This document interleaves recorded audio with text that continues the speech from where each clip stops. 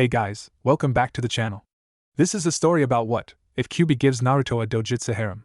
Before I start, please support for more amazing content, and do consider subscribing to my channel and share this video with your friends.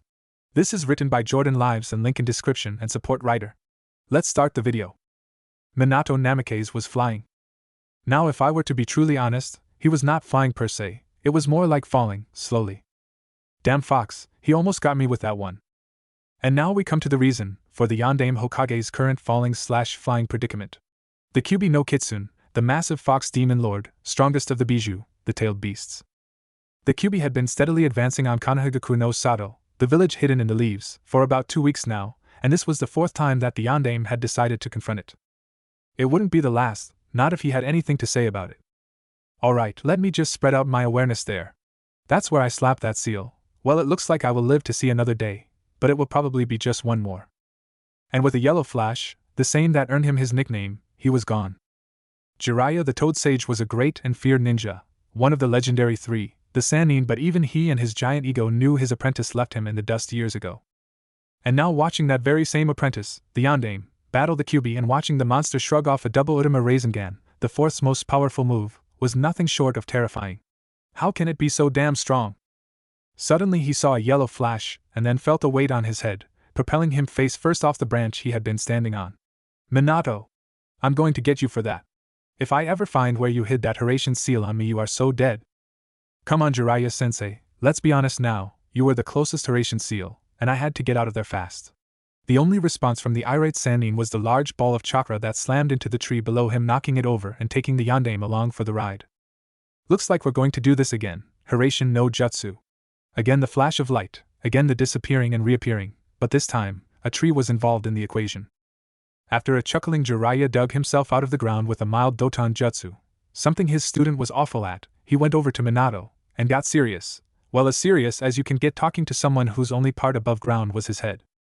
It might be interesting to note that they were having this, rather childish, debate while no more than 500 yards from the strongest demon in existence, who was supposedly asleep. If one had been paying attention, and had prior knowledge of the almost godlike hearing of the King Bijou, they would have not been surprised to hear a light snickering from the Kitsune. Foxes, after all, delight in trickery and mischief. Minato, there is no hope for defeating the Kyuubi, he is simply too strong. We must abandon Konoha and try to come back later. It's the only way. No, Jiraiya-sensei, there is another hope. If I use the Shiki Fujin, I can seal the fox away for good. Minato, it's too dangerous. Find another way. No, sensei, there is no other way. I have successfully gauged the Kyuubi's power. Using only 4 of his tails, he is more than a match for any shinobi in existence, including me, and he has 9. But you're the Hokage. They need you. I have already talked to Sarutobi-sama. I told him that I would use that technique. I then told him how to do it, in case the Kyuubi should ever break free. But to prevent that, I also taught him 2 other seals that will provide an added layer of defense. He even said he would become Hokage again if the seal is successful. Now I need to find if some child can be used as the container. I will ask for volunteers from the villagers. I hate doing this, especially to a helpless child, but it is the only way. He sighed. Let's get back to Sarutobi-sama. I need to check in on him, seeing as the Kyuubi's asleep and we learned weeks ago the folly of waking it up. Minato then looked thoughtful. He was working on a pill of some sort. With that, Minato utilized his Flying Thunder God technique and escaped the hole, grabbed his sensei, and with a yellow flash disappeared, heading towards the village. Minato and Jiraiya appeared in the Hokage's office, Minato's office. He immediately saw Sarutobi with his nose buried in a book and muttering to himself, I need this to work, if I don't I'll never have enough chakra. What was that, Ojizen? The Sandaime Hokage, retired, looked up and almost had a heart attack. Damn it, Minato! What did I tell you about Horatian? God, if I find where you hid your seal in this office, I will kill you! Funny, Ero-sensei said the same thing. Damn it, Minato! Don't call me that. Sheesh, just like master like student. Minato thought. Then, composing himself, he was about to ask about Kyuubi when his predecessor interrupted. The Kyuubi is about 2 days' travel from here and is currently sleeping. It appears to know that we are far too weak to kill it, so it's taking its time. The motherf. The rest of what the Sandaime was about to say was cut off as a dog Mastambu burst in. Yondaime-sama. It's your wife, she went into labor 4 hours ago. It's not looking good. He didn't even have time to finish his words as Minato hurried to his manor, where he knew his wife Kushina would be giving birth. The Umbu, suddenly realizing he was intruding, gave a bow and shunshined, body flicker, back to where he had come from. Jiraiya gave a flat look towards his old sensei and merely stated, I know what you're working on, and while it will probably work, why would you want it to? The effects will come at the cost of your life, sensei. If we run, we can save the lives of hundreds who will otherwise be wasted to buy time for yours and Minato's plan to work. And besides, even if it works, and by some miracle you don't die, the Kyuubi is simply too strong for you to fight, even if you were in your prime. Jiraiya, for those shinobi, they know they will be laying down their lives for the village and the people they love. Minato and I, we would gladly trade all those lives for our own, but we can't. In order to stop a creature that delights in senseless death and mayhem, I would gladly die 1,000 times, and so would most shinobi and kunoichi in this village, if only we could take that monster with us. And why? Because that monster threatens not only the people of our village, it threatens our way of life, it threatens our homes, and most of all it threatens our ability to raise the next generation with the will of fire. It is because we have this, the will of fire, this is what makes us strong. Enough of ranting, my old friend.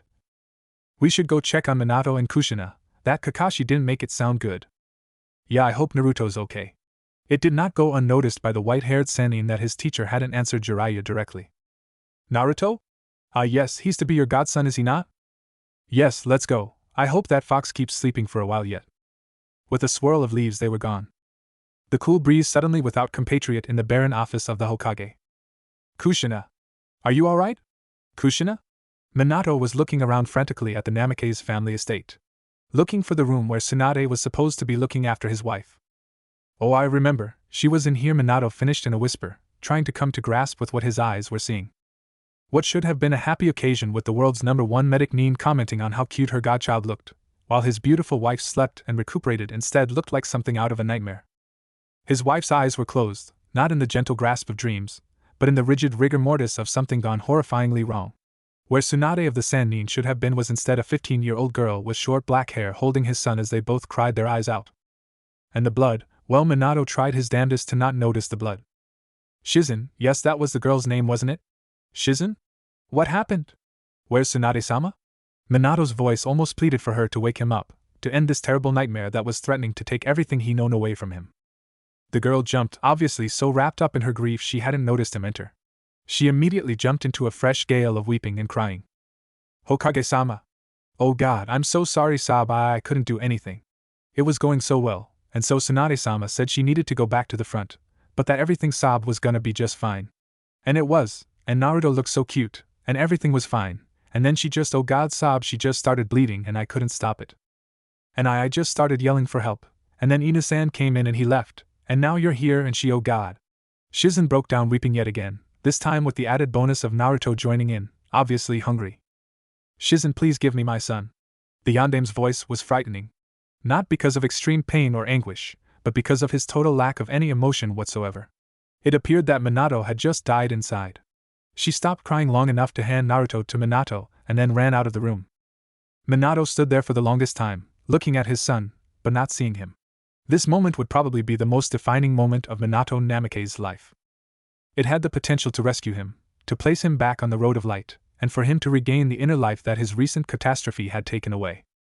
Or he could withdraw in himself, and commit reckless acts of insanely dangerous peril in order to be reunited with Kushina yet again. That last one sounds so much simpler, not like I'm gonna live anyway. But then suddenly his choice was made for him. His hour-old son reached up and grabbed on his hair. Minato snapped back into reality to look upon what appeared to be a miniature version of himself. His son. The look of total concentration on the infant's face was adorable, as the baby grabbed onto the spiky golden locks of his father. Minato smiled. Hi there, Naruto, I'm your daddy, I love you, and I think that you'll grow up to hate me with all your heart. Because what I'm going to do to you, one would not wish upon even his most fervent enemy. I am going to seal the Kyuubi no Kitsune inside of you. Sure, I could ask someone else, but the Hokage cannot ask someone to do what he would not be willing to do himself. So here it is, son, I'm going to get myself killed, and consumed by the Shinigami himself, so I can save a bunch of villagers. Eat your heart out, kid. Naruto just cooed. Minato chuckled, I'm going to miss you, son, I'm going to miss your mother too, but at least I knew her, and had time with her, what I would give to at least be able to say the same about you. You look like me, but how much like me are you really? Maybe you're like Kushina, clumsy, loud, quick to anger but with the amazing ability to befriend anyone you meet. Maybe you'll be like me, serious one moment and laughing the next. I think the only regret I'll have is leaving you behind. Ah well, come on son, let's find someone to feed you. Because later tonight, we meet fate. Some speech, Minato-sensei. Too bad the kid won't remember it. Where's Kushina? I want to offer my congrats. Minato whirled around, only to see his now Anbu student Kakashi, code-named Inu Dog. And behind the scarecrow, Jiraiya and Sarutobi were making their appearance known.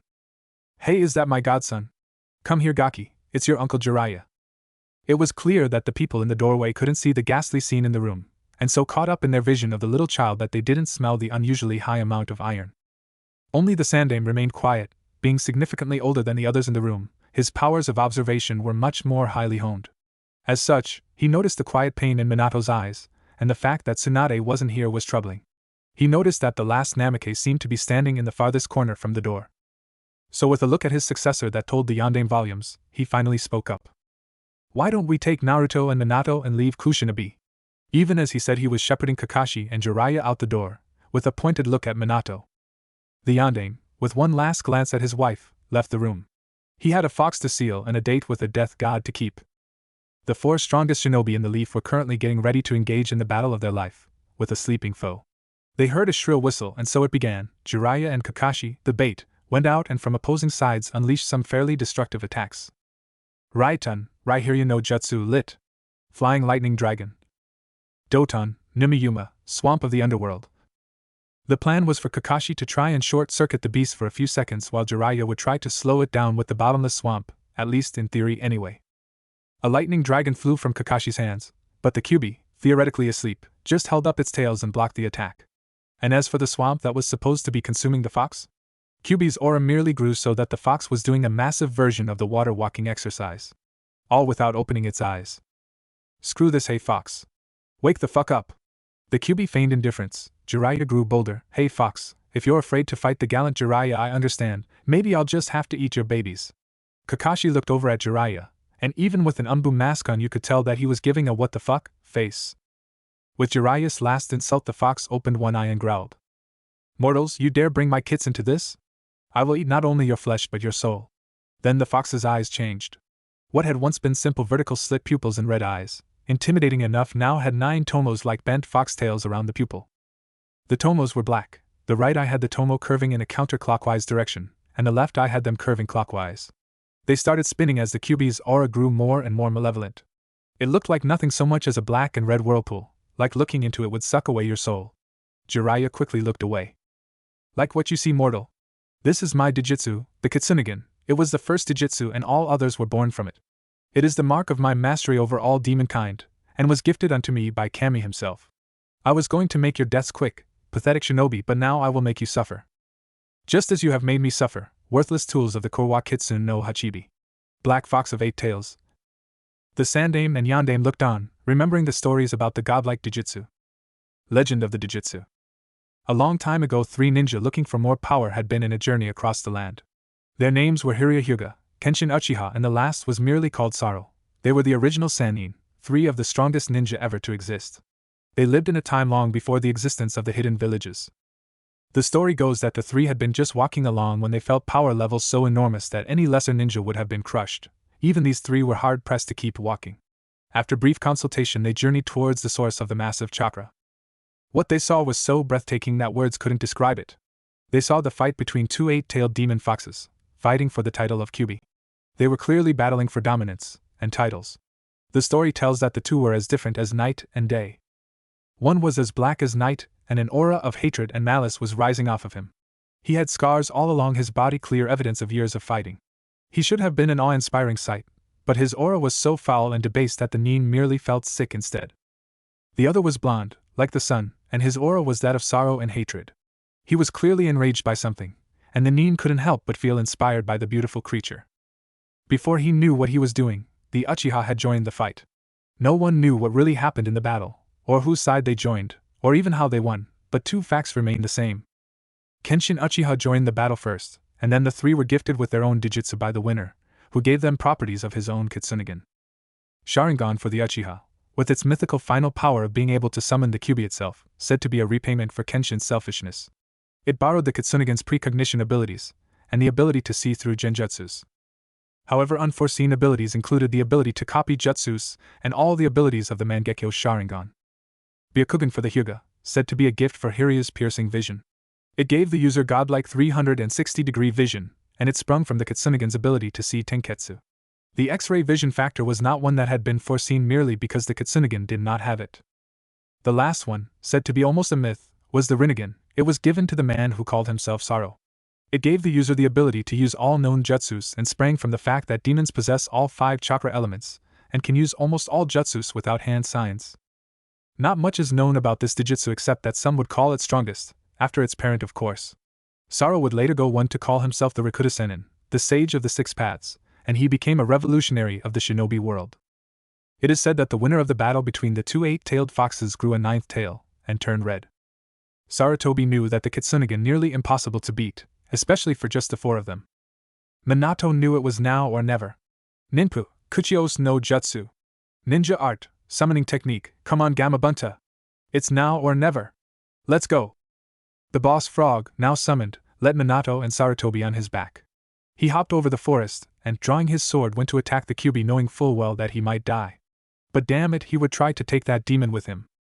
Sarutobi, noticing that Minato wasn't looking, took out a pill. A pill he had been working on with the help of the Akimichi clan. It would increase his chakra 100-fold, but the cost was that it would burn up his body. He knew that right now the only one in the village with enough chakra to seal the Kyuubi would be his successor. Not anymore. I retired so I wouldn't have to deal with the hassle of this village anymore. That is supposed to be his job. I got to retire. Paperwork will never get its claws in me ever again. I'm too old for that shit, damn it. He popped the pill into his mouth at the same time swinging the staff down on his successor's head. The yandame went out like a light. Feeling that much chakra course through him, chakra that was over 25 times as strong as him in his prime, 20 times that of his successor's current chakra, only made him appreciate the Kyuubi's power a little more. He was still only about half as strong as the beast. Gamabunta? I need you to hold him off while I start the Shiki Fujin. Sarutobi? What are you doing? What did you do to Minato? I'm going to do this Jutsu Bunta, so just shut up and hold him off, before we all go down. As you wish, Sarutobi-san. When Gamabunta showed up on the scene, Jiraiya and Kakashi jumped to the relative safety of his head, where they found a Sarutobi who was glowing bright blue with chakra performing over 150 hand seals. Sarutobi-sensei? This was your plan? To take Minato's place? But why? Because the will of fire is in the younger generations, not the elder. Because it is the elder's duty to be surpassed. Because I don't feel like losing another person who has become precious to me. Because I'm tired. Because I'm way too old for this shit. But mostly, because I want to.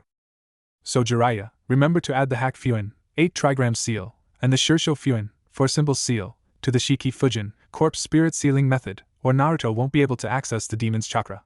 And tell Tsunade that it's not her fault, tell her to take care of Naruto and Minato, I have a feeling she'll need it. Goodbye, old friend and pupil. With that, the Shinigami appeared behind Sarutobi, and reached through him to start pulling the Kyuubi into Naruto. The demon howled, long and mournful, not the blood-curdling animosity they had come to expect but instead one full of mournful sorrow. Kurwa! You took everything. And now your puppets have taken what's left. With one last smile, the former Sandaime Hokage was taken up by Shinigami to wait in the death god's stomach until his now eternal rival could come meet him. Jiraiya unsummoned Bunta and grabbed his student, leaving Kakashi to take the child. Tomorrow is going to be just another day, right? Per Jiraiya, he had never been so wrong. I give you Chapter 2 of Naruto no Kitsunegan, The Legend of the Fourth Dojutsu. Namikaze Minato woke up with a splitting headache to the incredibly annoying sound of small birds chirping. Kushina, go shut him up, will you?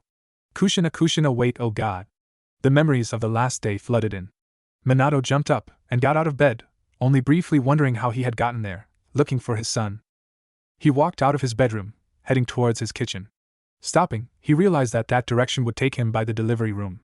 He quickly hastened down to the kitchen to be greeted with a sight so strange that it snapped him out of his near-panic state into a state of almost complete catatonia. Tsunade, legendary kunoichi of the Sannin, was breastfeeding his son. Jiraiya had obviously had an interesting reaction, because he was out cold.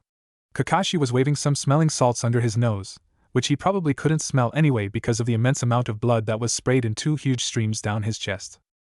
This was his family. No, too many were missing, people, friends, lovers, that could never be replaced. His brother, Fume, dying on the second day of the attack while protecting a band of genin that should never have been out there in the first place. His predecessor and friend, sacrificing himself last night to defeat the beast. And his wife, and best friend, dying to give birth to the container for the demon, his very own son, who was currently suckling happily on the Sannin's giant breast. Act mind out of the gutter, Minato. Your wife just died, for God's sake, poor Naruto. I know it's not your fault you'll grow up without a mother. But I need to check if you're still there. Who knows what the Kyuubi might do? I heard just looking into his eyes could destroy your very soul, let alone housing him. I wonder how strong Aji-san made that seal.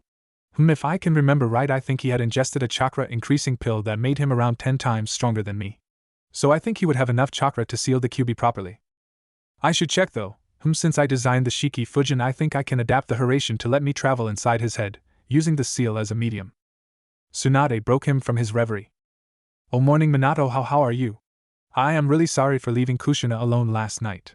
It's just there were no complications and I was needed elsewhere. I'm so sorry.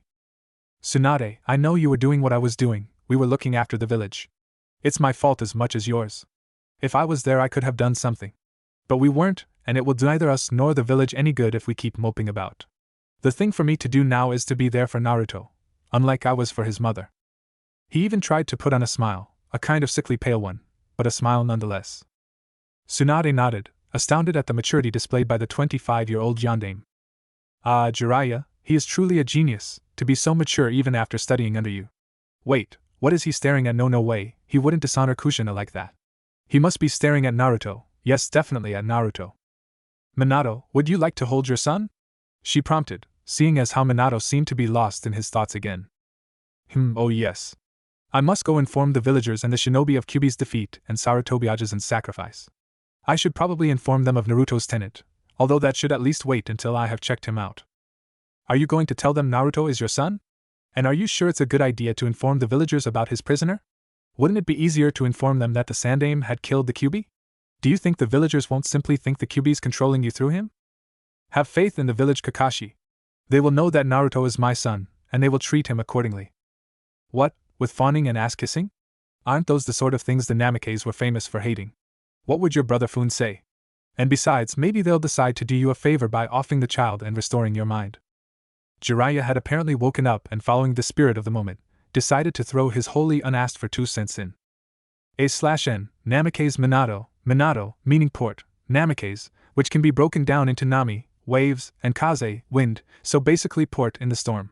His brother's name, which I have decided is Namikaze Fun, meaning boat, means boat in the storm. That is enough. Naruto will be respected and praised for the burden he was chosen to carry, not hated because he is a monster.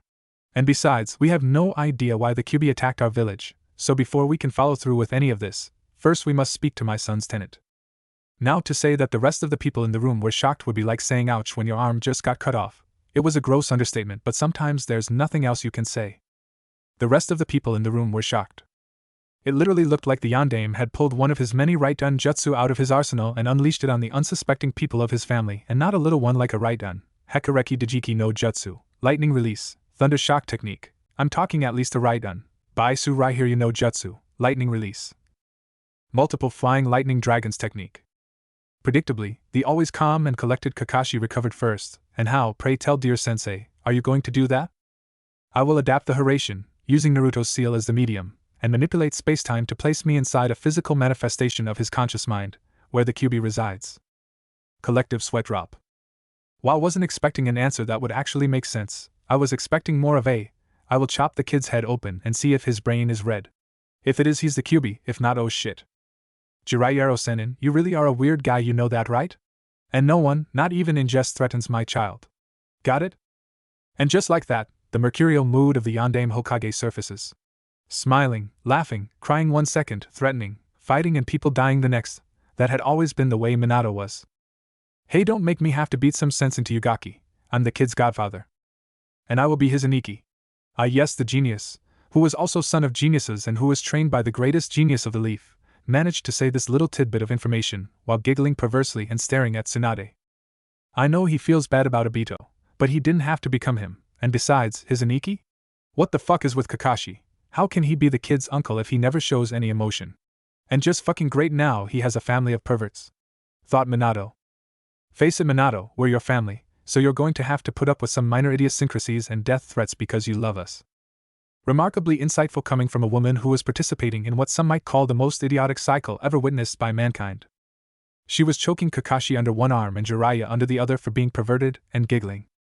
This was causing them to be even more perverted because they were getting a full frontal view of the legendary Tsunade's legendary knockers. This was causing her to then choke them harder for being perverts and bleeding all over her good shirt. What morons! Minato looked up out the window at the sky and wished that the bright blue expanse could try and be a little more depressing. He knew that he was just wasting time, but he still felt like the sky should weep. Too bad even being here is a delaying tactic. So much to do, but if I leave this house, if I go into the delivery room, if I hold my son, it all goes, this feeling of security I've surrounded myself with will be shattered, and I don't want to have to leave my bubble of safety. But I will, because it's my dream, it's part of my job as Hokage, and most importantly it's for Naruto Namake's, my son, my legacy, and the great hero of our village. Broken from his reverie once again he looked up, only to find that this time it was his son, who, his appetite satiated and his food source gone, decided to go with all baby's third favorite thing, crying until someone cared enough to shut him up. Tsunade immediately went over and comforted the child, all the while muttering about how certain Arobakas better not pervert her godchild, or there would be hell to pay. Surprisingly, it was Jiraiya that asked what the three non-Namikazes were all thinking. So Minato, what's next?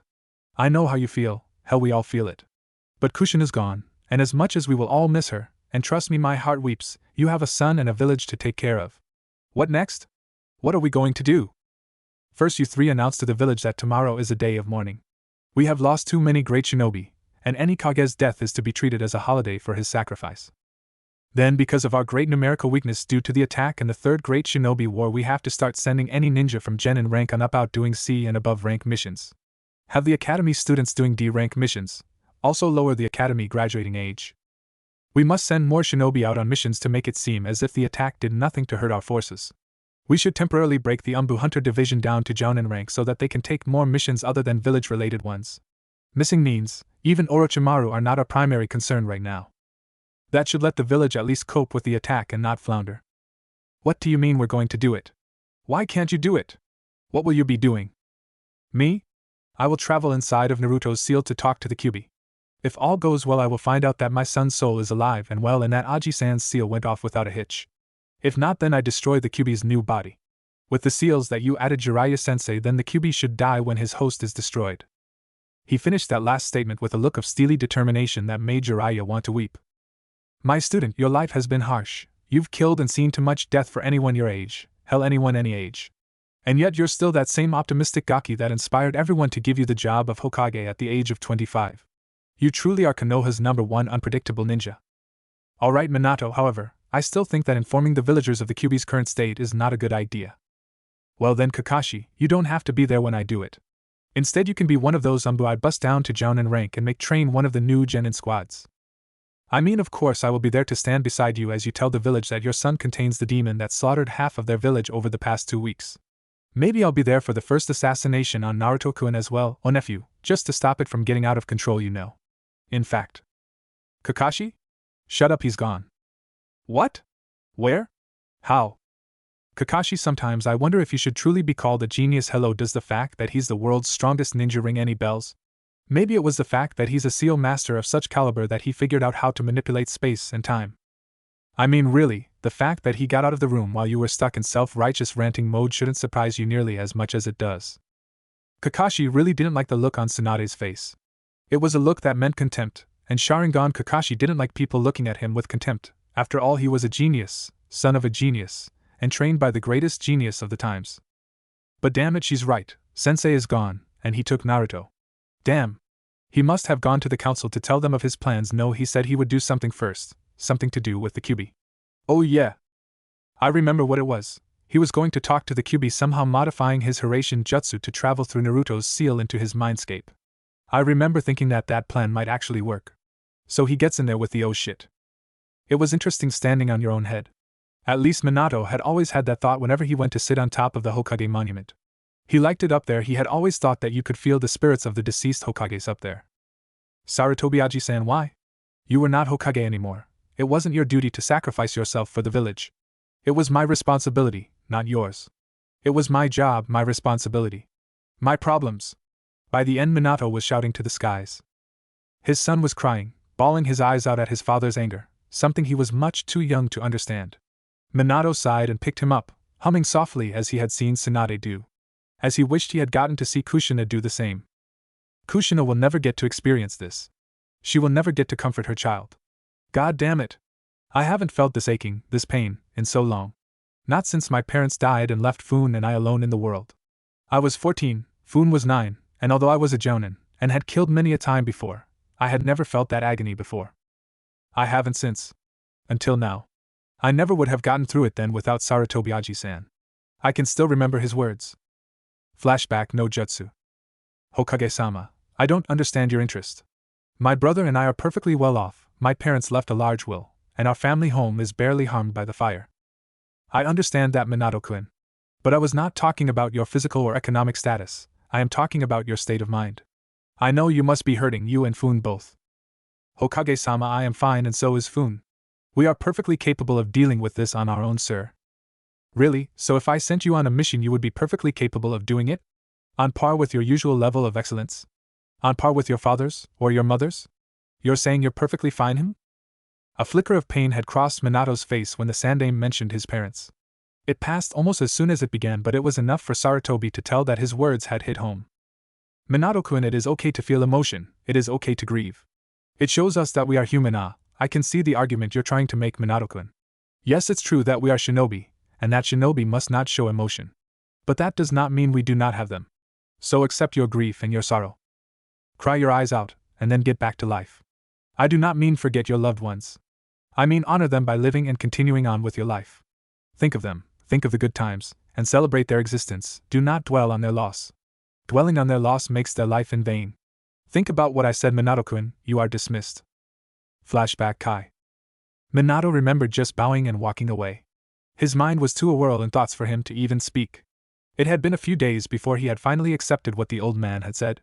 But Minato had grown stronger for it, just as he would now. He remembered thinking that Hokages must have some sort of insight that only came with the office. It was one of the reasons he originally wanted to become Hokage. Minato straightened. It was time to at least try and alleviate some of the horrendous wrong he had committed upon his only child. With a tender look he considered his son. Alright Naruto, let's see what we can do about that tenant of yours. With that, Minato started put up a protective barrier, his own personal favorite. It was created from 5 seals placed in a pentacle shape. After that, Minato flashed through 15 hand seals and then called out the name of his creation. Makatawa Kanmon Fuin no Jutsu, Space-Time Distortion Barrier Seal Technique. A bubble appeared on top of the 4th Hokage's head. From the inside, all it looked like was that there was a light yellow sheen on a solid blue chakra wall. From the outside, it looked like there was nothing there.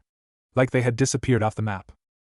They hadn't, of course, it was just the result of a highly sophisticated barrier technique that took the space around the bubble and bended it so that it appeared as if it weren't there. It also sped up time inside the bubble by about twice as long, so that theoretically if one were to spend 2 days in there, only one in the real world would pass. It also completely erased the people inside's chakra signatures, making the bubble impervious to all sorts of tracking. Basically, if you're in it, you're safe, impotent, but safe. Alright, so Kakashi and Jiraiya will handle the day of mourning announcement, and the village elders won't be able to demand to see me for about that long due to aforementioned announcement. So it looks like we have 2 days, buddy, to figure out your seal and how to get through it. Let's get started. 3-second pause. God damn it, I knew I forgot paper, food and all other necessities. I should try and do this really quickly and then go get ramen. Naruto smiled and imitated his father, squeaking out something that sounded dangerously close to ramen. Thank God I brought that ramen storage scroll. I never would have survived without it. I do believe it's probably not healthy for Naruto to drink ramen broth from his bottle, but he ran out of milk yesterday. Ah well, time to finish up my brand new teleportation jutsu. He was still sitting on top of his own head, in the bubble. Minato estimated that he had been in there about 8 hours in the real world. He sighed and looked around. There were papers strewn around all over the top of his head. He then looked at Naruto. Minato pulled out a small scroll of paper with a lot of intricate writing on it. Placing the scroll face up on Naruto's stomach, he cried out, Shiki Kato Kai no Jutsu, Corpse Spirit Gate Release Technique. A flash of light and the yondaime disappeared into the now strangely quiet infant. Somehow he reappeared inside a blank white room holding the same infant whose mind he currently was invading. Upon further investigation he saw that one side of the room was a cage with the word Fuin on the bars. Inside the gates sat 2 small foxes. One was golden, 3-tailed and frolicking around happily, the other was a red fox that was looking on at the other fox in what could only be expressed as mind-numbing pain, if such an expression can be applied to a vulpine face. The red fox turned around, its 9 tails whipping behind it as it grew. The other fox, obviously a demonic illusion of some sort, disappeared behind the growing bulk of the Kyuubi no Kitsune. Mortal! What is it you wish you? You were the pack leader of this pathetic village, you were the white-haired one's accomplice. You designed the seal. Cursed tool of the Kurwakitsune no Hachibi, why do you come here? I am Minato Namikaze, the Yandame Hokage of the village of Konohagakure, and I am Naruto Namikaze's father. Yes, I sealed you in my own son. I placed the welfare of myself and mine kin below that of the village. Probably not something you would understand, demon. I have lost many close to me because of you, and now you are going to answer my questions. Why did you attack here, and who is the Kurwakitsune no Hachibi? Minato's furious query was met by derisive laughter that sent Naruto's mind projection crying. Bah, cursed tool, you surely jest. You ask who the Kurwahachibi is. You are his tool, are you not? What do you mean? I am no one's tool. Answer me, fox, I am in no mood for your tricks, demon. I attacked your pathetic village because your ninjas killed my son, filthy tool.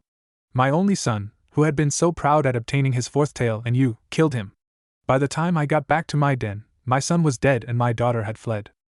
Around him were hundreds of piles of rocks that might have been people, and a black-haired man with a leaf forehead protector who reeked of snakes and fox. Not merely any fox, but my eternal rival, the Kurwahachibi. He laughed and told me I could find him at Konoha, and then left in black flames. So I set out for your pathetic village, and I started killing you all in a frenzy, looking for the man who reeked of snakes. The man, he had long black hair and had eyes like a snake? I believe I said that, mortal.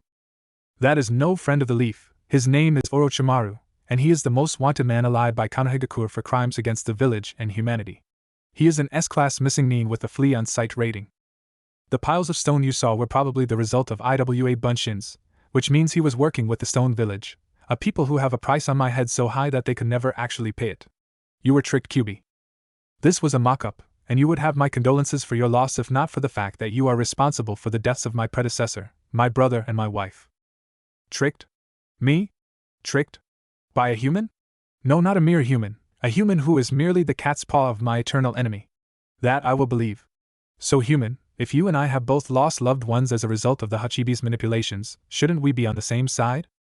You lost your loved ones, and I watched the bastard kill my mate, and order the slaughter of my son.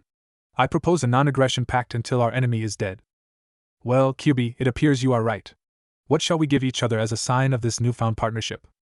I will give your son my dojutsu, the Kitsunegan.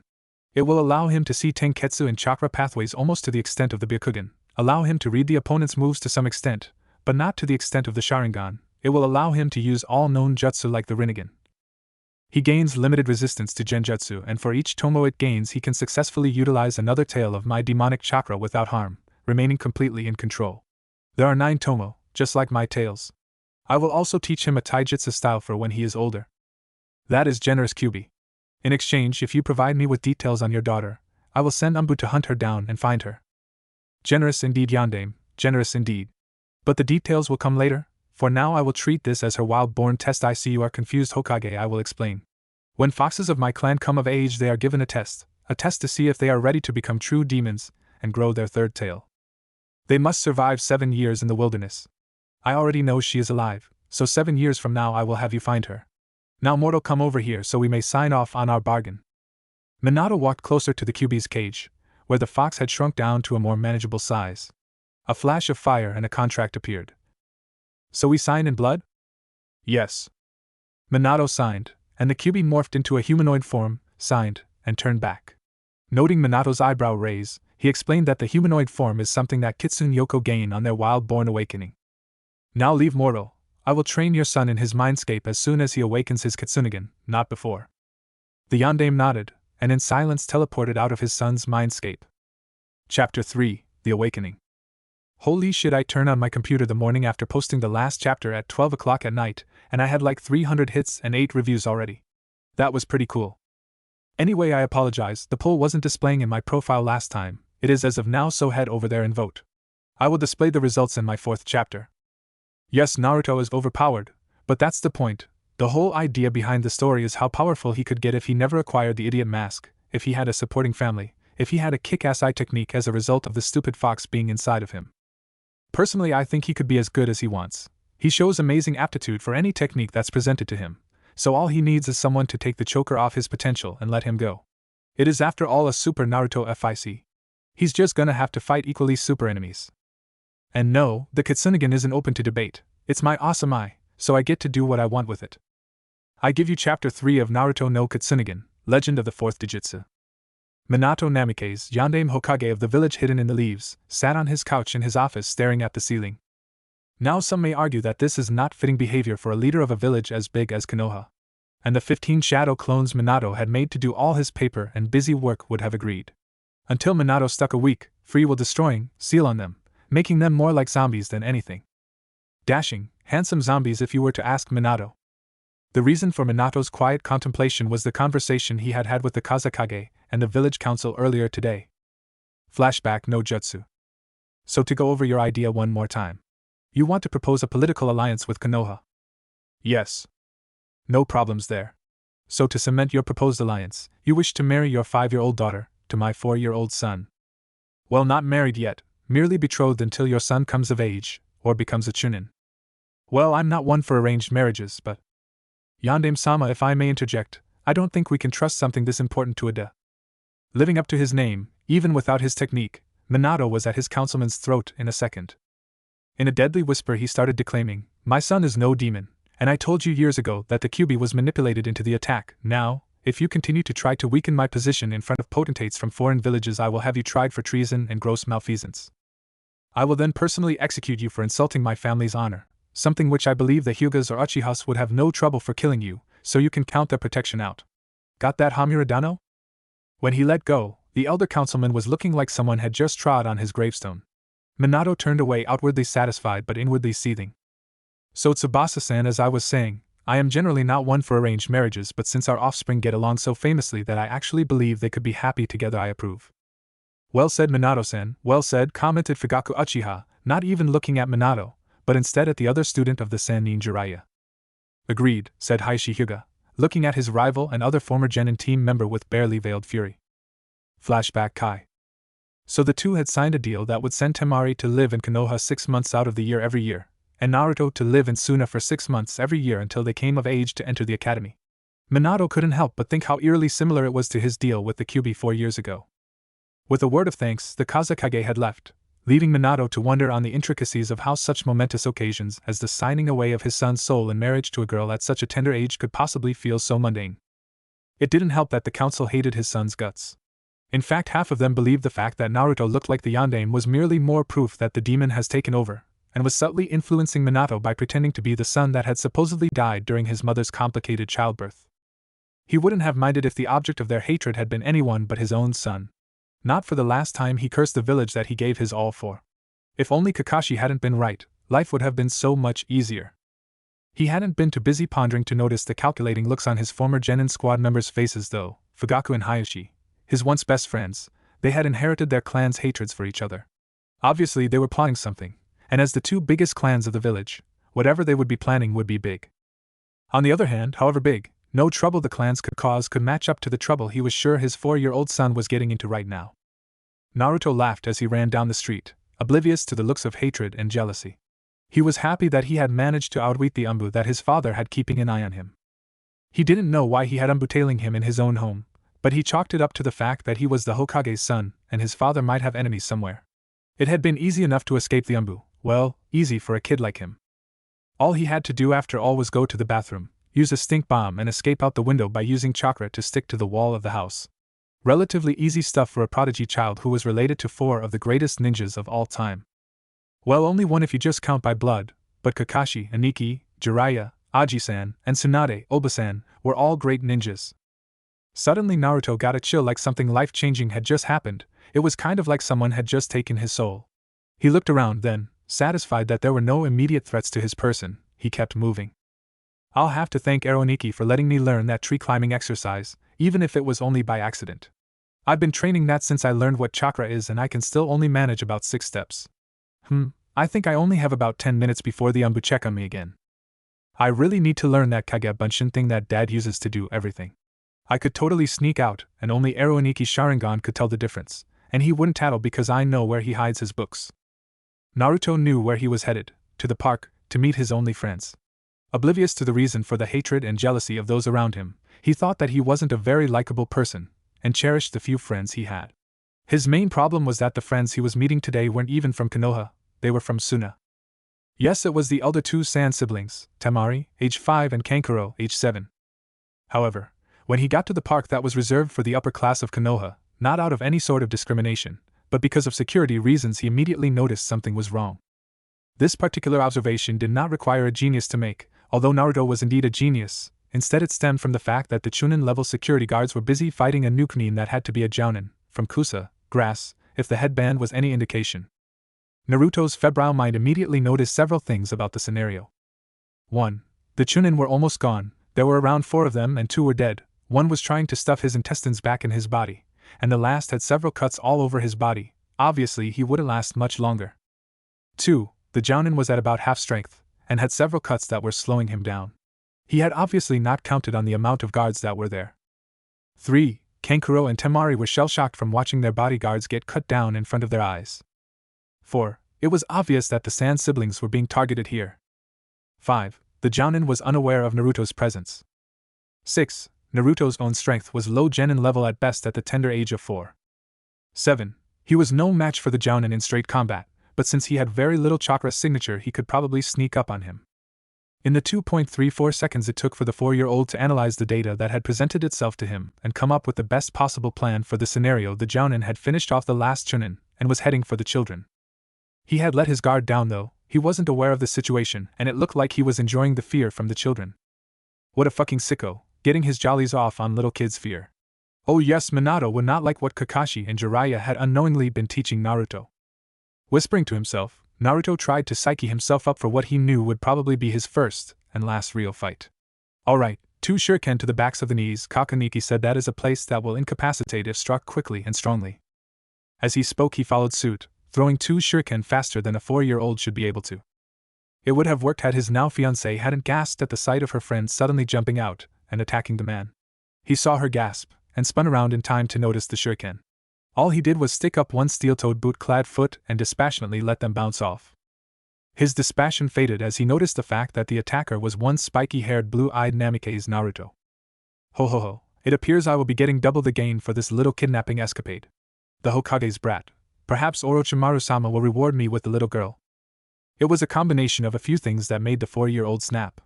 Perhaps it was the fact that one of his very few, and we're talking counting on one hand, few friends was being assaulted. Perhaps it was the fact that he had referred to Naruto as the Hokage's brat.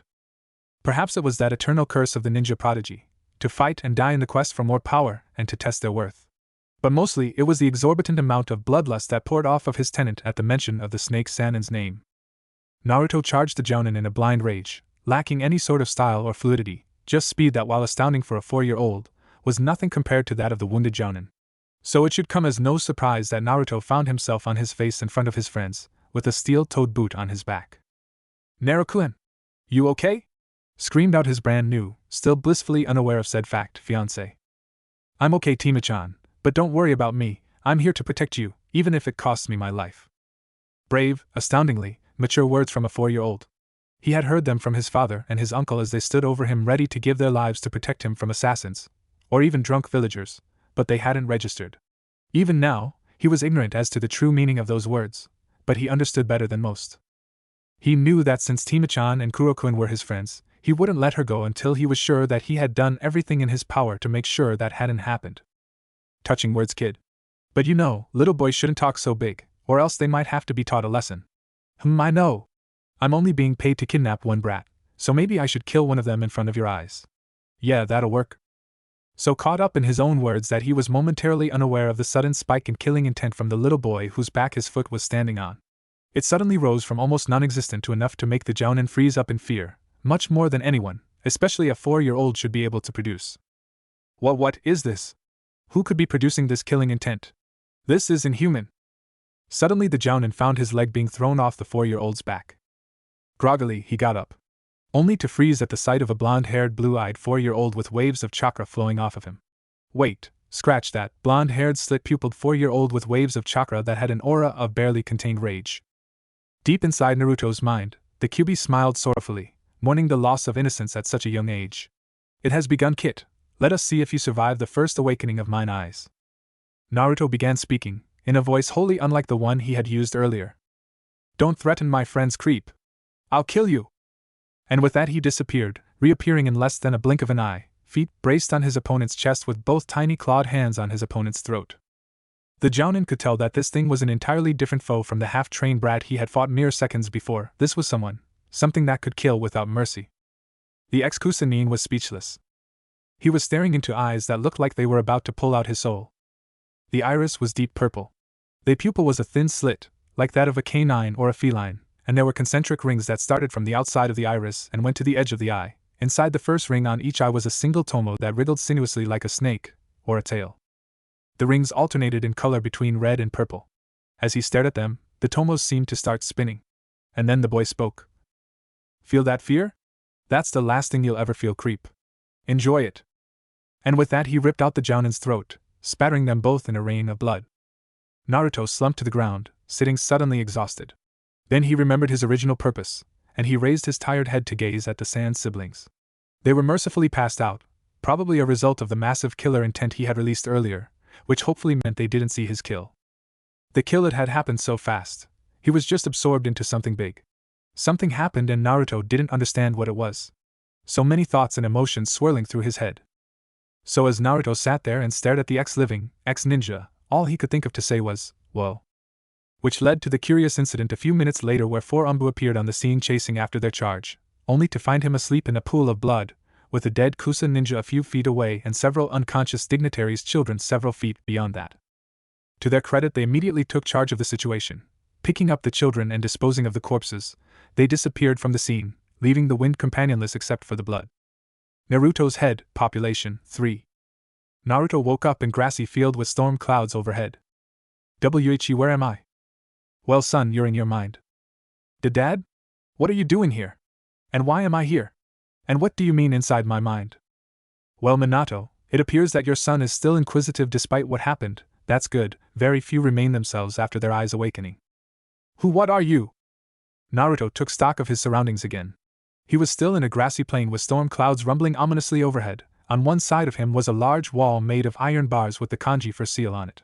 His father was sitting next to him, and what Naruto saw in the cage made him jump onto his father's lap for comfort.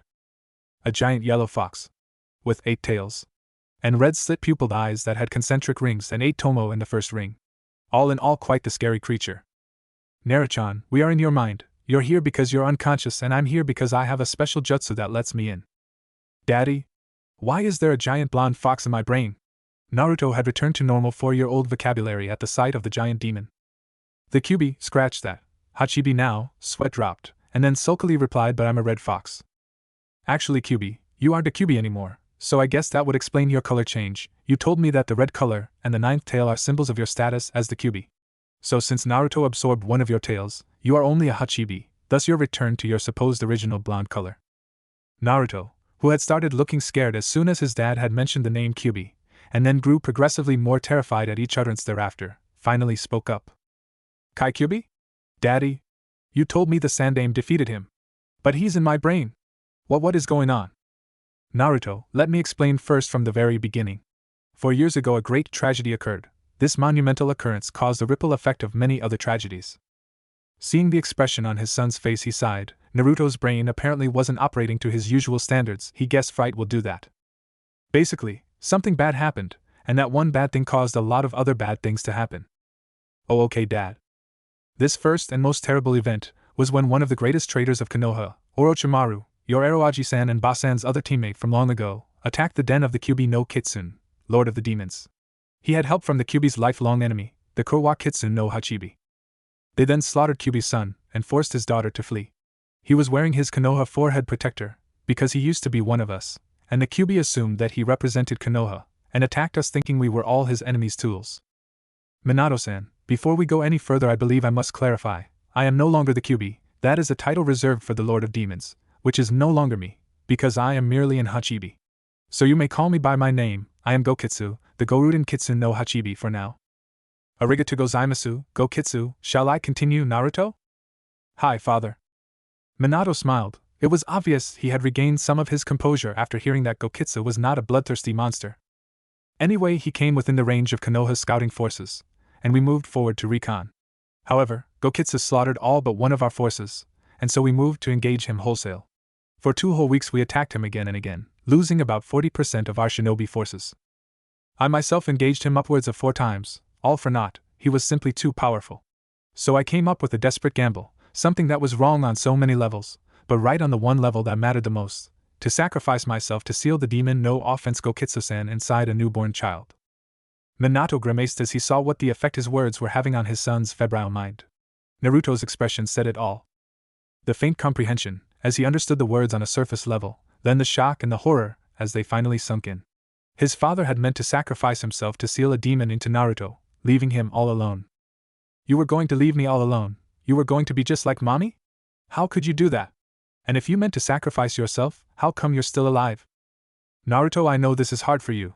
I have given you every reason to hate me, but please try to understand. When you become Hokage, you swear on your honor, on your soul, on your life, liberty and love that you will do whatever it takes to protect the village, because that's what being Hokage means. I had just lost my brother, and my wife, your mother, and I myself was about to die. I was about to kill myself for the sake of the village, and I had never felt worse about my dream to become Hokage. If knowing back then what I know now, I'm not sure if I would have made the same choice. But I didn't, though I did know this. As Hokage, I had only one thing left in the world that I could possibly give to the village, and damn it all if the only one thing that was needed was just that. My son, yes, you, Naruto. But I was given a second chance. Sarutobi-sama gave me a chance to right the wrong I was about to commit by condemning an innocent child to suffer at the hands of the very villagers he was supposed to protect. I got to make sure that you have at least one person who cares, and by extension, you have 3 more. Dad, I know you. Even if you knew then what you know now, you still would have made that choice. But that's the Hokage's job, and if I want to be Hokage too, how can I hate you for that? Astounded at his son's maturity, the only response he had was nonverbal. He hugged Naruto as hard as he could, silently weeping, astounded at the caring in his son's soul. Thank you Naruto-chan, thank you my son. Cough cough cough, while a tearjerker this may be, we're getting distracted. Although if one were to look, they would have noticed several tears on his muzzle, dreaming of his own son, so recently dead for a demon that was thousands of years old.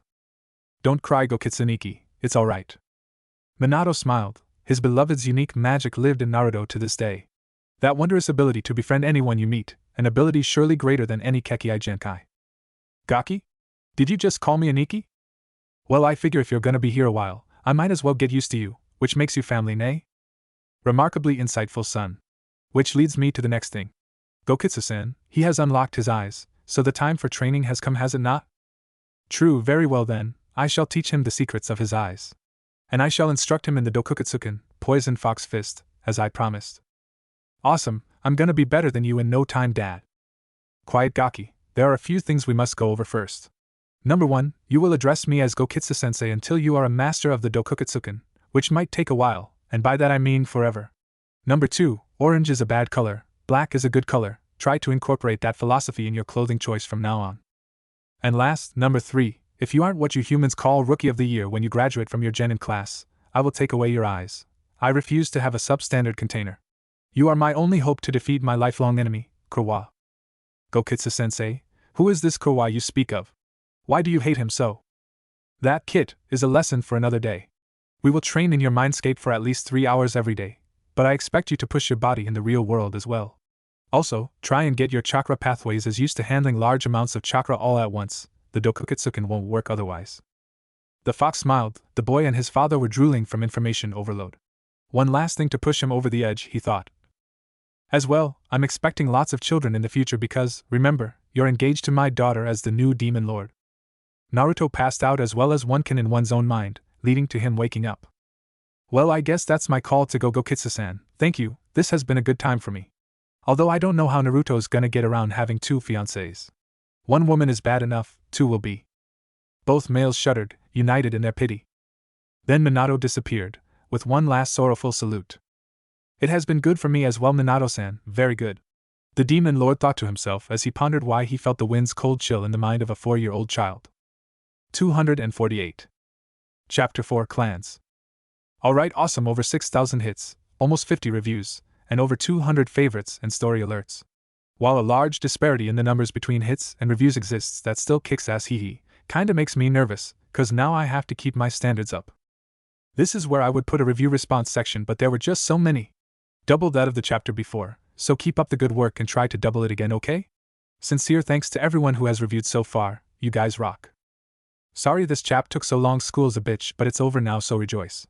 But then it was football camp for 2 weeks. Then Ninja Gaiden 2 came out, and it's quite possibly the most amazing game ever invented. I'm seriously considering adding in some characters from that, Muramasa and Ryu Hayabusa to be exact. So the end result is this took 4-ish times longer than I would have liked. Again sorry. Chapter 4 of Naruto no Katsunogen, Legend of the Fourth Dojutsu. Minato Namikaze strolled along the battlements of the peaceful village of Konohagakure, taking in the sweet splendor of its strong walls and beautiful scenery. The sun was setting, and it was shaping up to be a quite beautiful set. Behind him his son and his one-day daughter-in-law were strolling as well, hand in hand. Minato sighed as he put phantom pains out of his mind, thinking that Kushina would have loved that moment. Added it to her scrapbook maybe. It would be refreshing to have a good memory of Naruto in the coming years. Kami alone knew how many of those came around, very few even when Temari was around, and almost none when she wasn't. Naruto's days were spent inside the clan compound, being trained by an Umbu, 2 Kage-level ninjas intermittently and a demon fox of unimaginable power who focused mostly on taijutsu. The good news was that while Naruto was on the way to mastering the second kata of the Dokukatsuken, which because it involved projecting demonic chakra into opponents, much like Minato's old teammates Juken, consequently making him rather good at chakra control, and had high Jounin level chakra even without the Katsunogen active. He was effectively a loner, although not out of choice, and none of his friends were Konoha natives. Through all the years, and even while in Suna, Minato had heard he had only made one more friend. It was way back when he was 5 and had just gone to Sunagakure for the first time. Flashback no jutsu. So Naruto, how was 6 months in Suna? Did you miss me? Well, at first, but Tima-chan is really fun like always, and Kuro-kun is almost as good as me at pranking. So, you didn't make any new friends? I didn't say that, did I, Dad? It just so happens I did make a new friend even if he won't admit it. Oh? Minato said, extremely curious. Yup. Then what's his name? Eager to crack the newest enigma. Gaara. Flashback Kai. Minato sighed. He had no idea what had possessed Naruto to befriend a boy that an entire village shunned. A boy who his spies had at the time recently reported killed his own uncle. A boy who shunned his own brother and sister, and threatened to kill them. All in the past now, of course. Now that Naruto had befriended Gaara, Minato's spies reported that the homicide rate in Suna went down almost 75%. Shocking what finding someone who cared about you could do for your murderous bloodthirst apparently. But I'm getting sidetracked. The fact is Naruto has no one his own age to tie him to the village. I'm worried. He even states his dream to be Hokage less lately.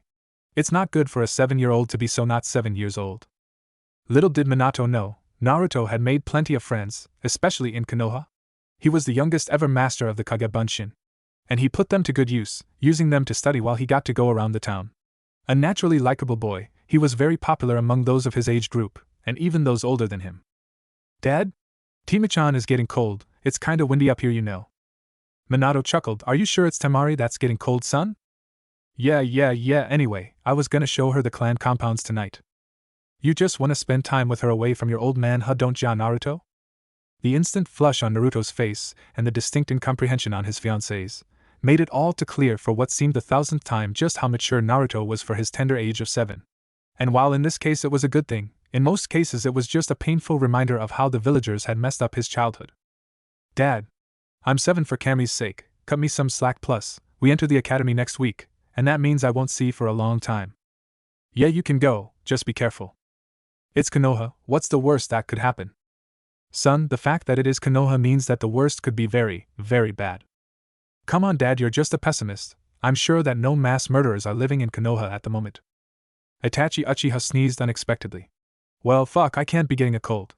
Because Danzo-sama would not like it if I left someone alive due to poor health on my part. It would displease both him and me if an Uchiha was left alive due to my inattentiveness. Any threats to the village must be dealt with. Pity Yandame-sama does not see it as I do. Flashback no jutsu. It was a council meeting between 4 of the most powerful people in Konoha. 2 were politically powerful, 1 was powerful in terms of his strength, and 1 was both. Elder council members Danzo and Hamura, Umbu Captain Itachi Uchiha, and Yandame Hokage Minato Namikaze. No, I refuse to wipe out an entire clan of Konoha's most trusted shinobi just because you have circumstantial evidence of a coup d'etat. I refuse to give you final permission to do this. I will deal with the leaders of the coup as soon as you get me hard proof. That is final. As he said the last part, he missed a meaningful look between Itachi and Danzo. Later. Itachi-san, it is a pity your idol does not see as we do, but he is blinded by his compassion. Compassion has no place in the world of shinobi, as it blinds you to what must come first. The village. Danzo knew exactly which buttons to push on his young companion. Now have you completed the preparations? Yes, Shisui-san is dead. I have obtained the Mangekyo. Will you hold your end of the bargain?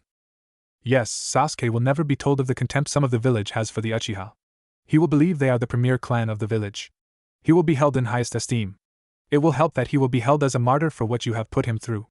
Danzo mentally smiled at the wince that Itachi gave. And he will not be told of the reasoning for this? It is after all better that he hates me than the village. After all, Konoha is one of the last bastions of peace in the world. If he or Naruto ever found the reason for what I did. Naruto Namikaze? The Kyuubi brat?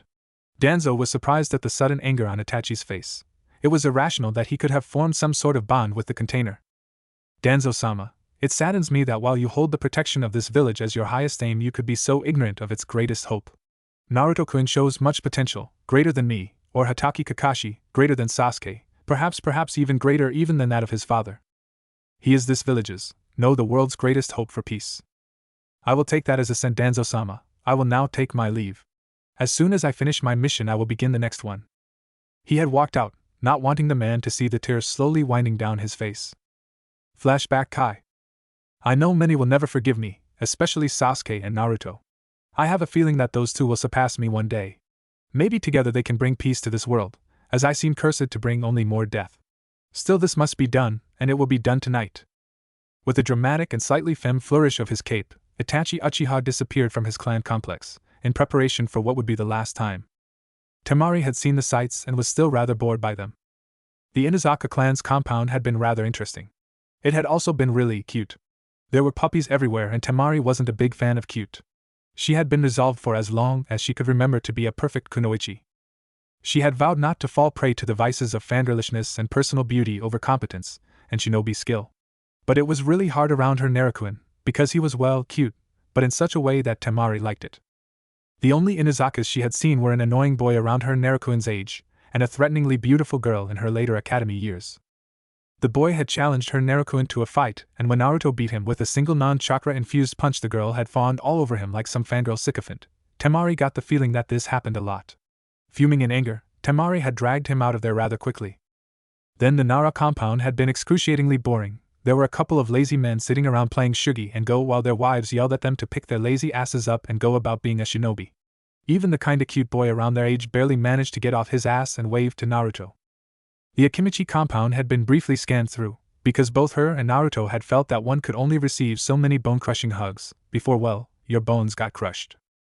Temari had heard the word bug, and flat-out refused to even enter the Aburame compound, which Naruto was privately sure that the Aburames themselves were okay with. They were after all a very secretive clan. The Hyuga clan compound had fascinated the two. They were invited in because, after all, they both were the children of members of the Five Shadows, the most influential group of shinobi in the elemental countries. They had traveled around and eventually ended up watching two young members of the clan spar. A young boy and girl, about their age, were fighting with what looked like killer intent to Temari's eyes. The girl and the boy had identical pale white eyes and purple hair, and both were wearing baggy beige clothing. They were both equally skilled, and apparently this displeased the two identical men that watched over them. Niji, you must be quicker. You must strike harder and faster because she is much more flexible than you. Use your longer reach, hit home. Hinata, use your flexibility to your advantage, get around him.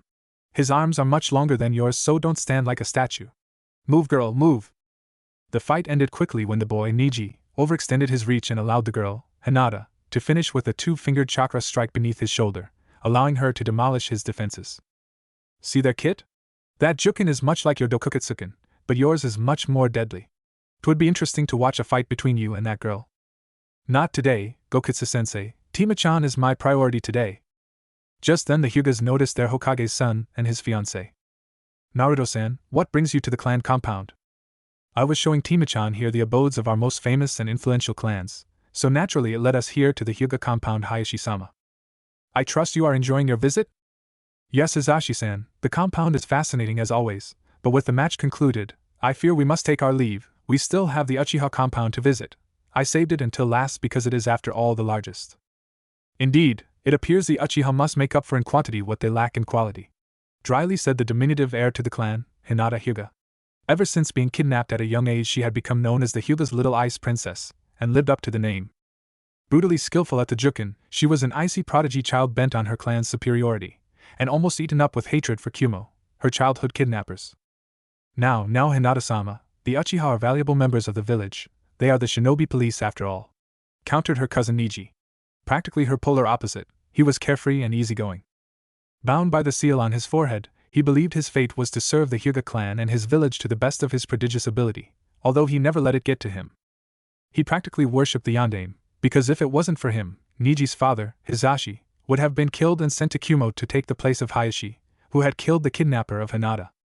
When Kumo's ambassador demanded the death and body of the murderer of their diplomat, Minato had laughed in his face and answered him with a rasengan that tore off the ambassador's left arm. He then gave Kumo an ultimatum: give up in your inane quest for a bloodline, or suffer the wrath of Konohagakure and its allies. Needless to say, the ambassador got the message across to the Raikage. Yes, they are indeed an interesting group, the Uchiha. They have produced quite the amount of prodigies in recent years, it's almost enough to make you wonder what they feed their women. Complete and total silence. However, if one were to listen very, very, very closely, they would still hear absolutely nothing. Why? Because even the crickets that had been so abundant on such a great summer night were uncomfortable with just how not funny that joke actually was. Cough cough. Well, as exceptionally non-humorous as that was, Naruto-san, do not feel you have overstayed your welcome. Although it is getting late, and you did say you have somewhere else to visit. Naruto's sweat dropped. Obviously Hayashi was trying to get rid of them. Yes, of course, Hayashi-sama, but we should probably go, after all it is getting rather late. After Naruto and Temari had been shown the door, Hayashi looked at his daughter Hinata. See Hinata, he is a charming young man. For once, the Ice Princess had no witty retort, she just stared at the backs of the two with something that may have been the shadow of a blush on her cheeks. And now the young couple found themselves in front of the gates of the Uchiha compound. They had stopped for ramen, and knowing of course Naruto's prodigious appetite for said Japanese noodle dish, they showed up at around 10 o'clock at night. Temari wasn't worried, after all she was with the Hokage's son, and no one would be foolish enough to accost them for being here too late. Naruto's view was slightly more realistic. He knew there was animosity between his father and the Uchiha patriarch. Fugaku would probably throw them out just to show that the Hokage's power wasn't exactly absolute. But whatever, they're at the gates now, and they're starting to get impatient what with the fact that knocking wasn't doing a bit of good. Naruto's thoughts were, I'm tempted to unleash my Kitsunegan and beat some sense into them. Although I'm not sure I could beat Itachi and Ai-san, even if I pulled out 2 whole tomo of the Kitsunegan, which is as much as I can. It's okay, he's such a cool guy, he'd probably help me kick their asses. Naruto-kun, I'm cold. Can we just go in? Temari pulled her best puppy dog eyes. And when I'm saying her best I mean she went all out. She pulled out the supremely pouty bottom lip, with a quiver and everything, and she got her eyes to go extremely wide and sparkle, with the faintest hint of tears showing through. She was so good that whenever she pulled out the face, Naruto could swear that he heard the universe go all. It unnerved him. The whole setup wasn't really necessary because Naruto probably would have fallen at just a lip quiver. Saya Temari-chan, I'm sure they won't mind. But as soon as Naruto opened the gates a fraction, he saw something so disturbing it automatically activated his Kitsunegan. Bodies everywhere. Naruto-kun? What's wrong? What is this? Temari had felt his chakra spike outrageously. It beat her down with the sheer pressure of it. But luckily for her, she could not see the massacre that had taken place within the compound. Temari, get out of here. Something's wrong. I don't want you caught up in this. I need you to go get my dad. He turned around and she gasped at his eyes. The iris was deep purple. The pupil was a thin slit, like that of a canine or a feline, and there were concentric rings that started from the outside of the iris and went to the edge of the eye. Inside the first ring on each eye were 2 tomo that wriggled sinuously like snakes, or tails. The iris started out from the pupil as red and then deepened into purple at the edge. The rings alternated in color between red and purple. Naruto, in your eyes. What's wrong? Don't argue, I'll explain later. Just go get my dad. Something's terrible has happened here. As he spoke, she felt the immense chakra pressure let up and sharpen until she could get up. And as soon as she could, she got up and began running for the walls of the village, leaving Naruto at the gates of the Uchiha compound, about to go in. Gokitsu-sensei, I don't know what to do. My brain tells me to go find this person and rip out their heart. But my heart wants to find them and ask them why. Well, both plans involve finding the culprit. So I think we shall do that first. Let us go, Naruto-kun. We must stop this person, and see if anyone survived. While we work, sensei, teach me how to activate the eyes while suppressing the massive chakra output. I want to be able to activate them, and have others not know that they're active. Smart idea, Kit, it's actually quite simple, you see. With a flash that would be worthy of his father, Naruto disappeared into the labyrinthine ways of the Uchiha compound, leaving the wind to swirl around the atrium, softly weeping over the bodies. Ka-san? Tu-san? Aniki? Hello? I'm so scared. Sasuke Uchiha was frantic as he searched out his family. He ran through the streets that he knew like the back of his hand. But suddenly, he was feeling that these streets were not the same as the ones he had grown up on.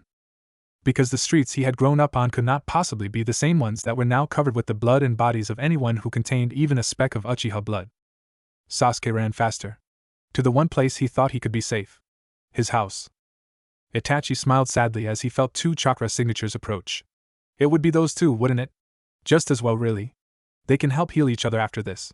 I think I can trap Sasuke with Tsukiyomi, but Naruto's strangely resistant to Genjutsu. I'll have to knock him out or something. I hope they grow stronger from this. They must grow stronger from this. Sasuke and Naruto arrived at Sasuke's house at roughly the same time. And by roughly the same time I mean Sasuke showed up at the door and then Naruto barreled into him. Naruto had by this time suppressed his chakra output. Naruto? What the hell are you doing here? Sasuke. Something's really wrong. Everybody is dead. Don't worry, Naruto. I'm sure my brother will take care of whoever did it. And I'm sure there's plenty of people around, they're probably just hiding. Well, come on then. We need to find Itachi and Ai-san. Right. With that they both rushed into the house, searching for the one they believed could help. The one they knew they could trust. Their older brother, whether by blood or disposition. Which only made what was to come next that much more heartbreaking. Itachi got up from his silent watch over his parents' corpses, and turned to face the door. Mangekyo's Sharingan in place. The black pinwheel spinning slowly, softly, mournfully, feeling its master's sorrow at what was to come. For when they opened the doors to the dojo. Ka-san. Tu-san. Who would do this? I believe I can answer that, Sasuke. You see, it was me. Itachi? What are you talking about? You did this? How? Why? Simple, Sasuke. I wanted power. I needed to test my worth, to test my strength. How better to do that than on the strongest clan of Konoha? But their family. How could you do that to your own family? You monster! If Itachi had been a lesser man, he would have broke right then, at the disgust, hatred and fear in his beloved little brother's voice. He couldn't let them see how much he was wounded at that though. Let me educate you both. The life of a shinobi is a never-ending struggle for survival.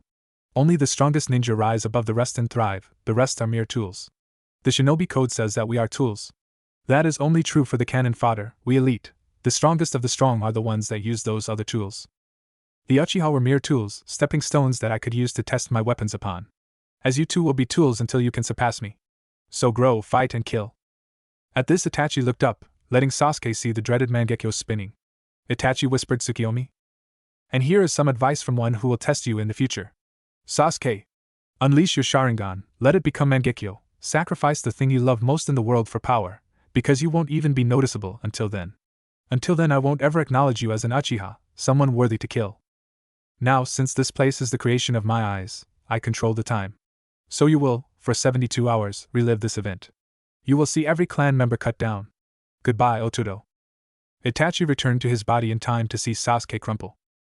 Sasuke, no! Itachi and Ai-san, why did you betray us? At the end of his little outburst, Naruto let his chakra flare once more, lifting his eyes and letting Itachi catch a glimpse of his Kitsunigan.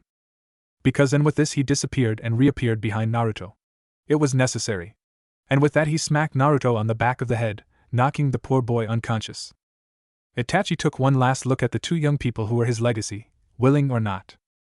I am sorry, but for my dream of peace, things like emotion cannot stop me. I wish things could have been different, but this is what's best for the village. Truly you will both surpass me, and maybe your dreams, unlike mine, can have happy endings. And Itachi Uchiha disappeared from Konoha, not to be seen for many years. Just like the incident 3 years ago, the Umbu that arrived on the scene were more than a little surprised at what they saw. 2 7-year-old boys, and a bunch of bodies. To their credit though, they said nothing, just checked the boys' pulses, and then picked them up and disappeared. The wind whistled through the compound, alone. Naruto ducked and then put a chakra-filled claw swipe into his opponent's underbelly. The claw swipe was one of the simplest and most deadly tenets of the Dokuketsuken style of taijutsu. By adding chakra, or yuki in extreme cases, to the tips of each finger, and then projecting it outward, the user forms Yuri, and in this case blue, chakra claws. It would have been red had Gokitsu's yuki been used. The claws then proceed to rip along the opponent's skin searching for tenketsu, as well as doing some physical damage. Then once inside the opponent's chakra pathways it proceeds to run amok. In basic form it looks like Juken on steroids, but it's so much more. It combines both soft and hard taijutsu, because the claws cause external and internal damage. It also manages to mess up chakra pathways without being able to see them because of the widespread nature of the strikes, which Naruto was thankful for. Even though he managed to keep the Kitsunegan active all the time, seeing Tenketsu was a labor-intensive process, and would be until Naruto gained his fourth tomo according to Gokitsu. Naruto smirked as he felt his opponent double over, and he heard the unmistakable oomph. That is the sound of someone losing their breath and possibly their lunch. Taking advantage of his opponent's momentary distraction, he performed a leg sweep, and then used his other hand to push himself into the air. His opponent went down, and he went up only to spin downward with a half-front flip that turned into an axe kick. Naruto grimaced as what would have been a satisfying crunching sound instead turned out to be nothing more than a splash. Shit! Miza Bunshin! But when? Just then his opponent's hands popped out of the ground. Doton, Shinjuzanshu no Jutsu, Earth Release, Inner Decapitation Technique. Grasping Naruto's ankles, he pulled him underground. Satisfied Naruto was no threat, his opponent came above ground and smirked. Wow, Naruto, getting soft, eh?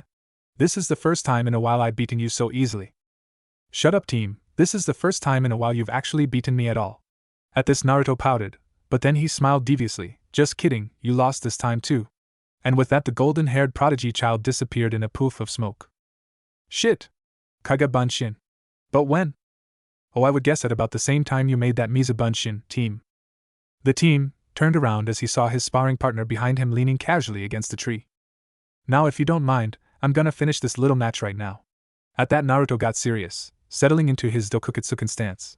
Body sideways, left foot towards the enemy, right foot in the same direction as the body. Right arm tucked into his side, left arm straight out. Knees slightly bent. His opponent started sweating nervous bullets. Naruto rarely got serious like that. Mostly he slacked off slightly during spars, letting opponents take advantage of slight weaknesses. None of those weaknesses were apparent in his stance now. Still, the team allowed himself hope. When Naruto got serious, Naruto also got overconfident. At the age of 12, Naruto was confident in the knowledge that no one in his age group could beat him. And as much as he hated to admit it, the person fighting him right now agreed with him. But still, he could make a mistake, right? However, that faint hope was crushed when he heard the next words out of his opponent's mouth. Dokukitsuken, Chidokitsum, Poison Fox Fist, 1000 Poison Claws. Oh shit, someone pissed him off today.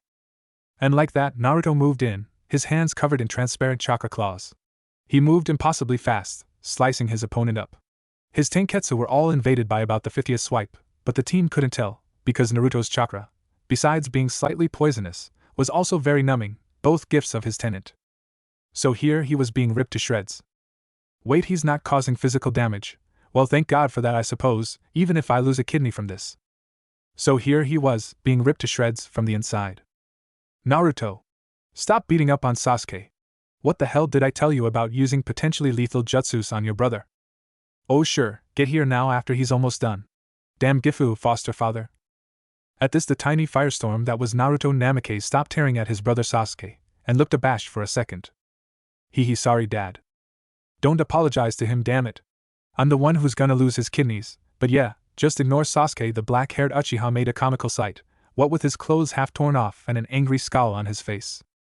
Okay, geez Sasuke, when do you become such a winner? I'm sorry Sasuke. I promise I won't take out my anger on you by using potentially lethal jutsus from now on, okay? At the sincere look on his brother's face, Sasuke cracked a smile of his own, damn him, but it was too hard to stay mad at the blonde bombshell. Speaking of anger, why you so eaten up, bro? I haven't seen you this focused since Jiraiya-sama left. It's nothing. Naruto-kun, you shouldn't lie to your family. We're here for you, son, you just gotta let us in. Naruto laughed at the corny sincerity in his father's voice. He then sighed. It's just, today's the Genin exam. I don't see what the problem is here, bro. Hell, you could probably take the Chunin exam right now and pass. Passing isn't what I'm worried about. I'm worried about possibly not being Rookie of the Year. Shaw, son, it's just a title. It doesn't mean anything on the road to greatness. Don't you remember what Gokitsu-sensei said? If you don't become Rookie of the Year, I won't train you anymore? Oh damn, I do remember that. So what part of the exam is worrying you, son? Well, the written should be pretty damn easy. I mean, it's just a bunch of names and dates and stuff, and my memory's damn near photographic. The ninjutsu I could do in my sleep, actually I have done bunshins in my sleep. So that just leaves the taijutsu, bro.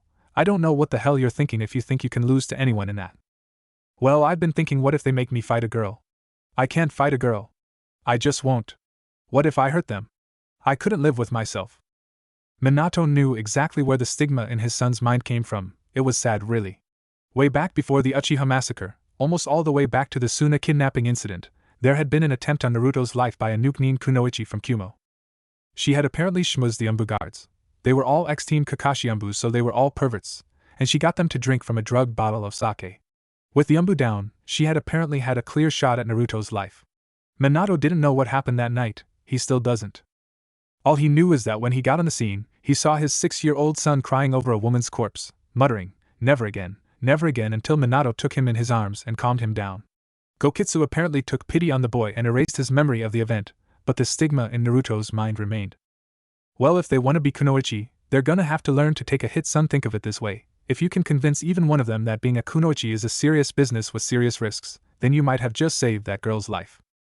Naruto got a faint smile on his face, and beckoned to Sasuke that they should start walking. Maybe, well, I guess we should get going. Sasuke, don't want to miss the day that I add Rookie of the Year to my numerous titles, right?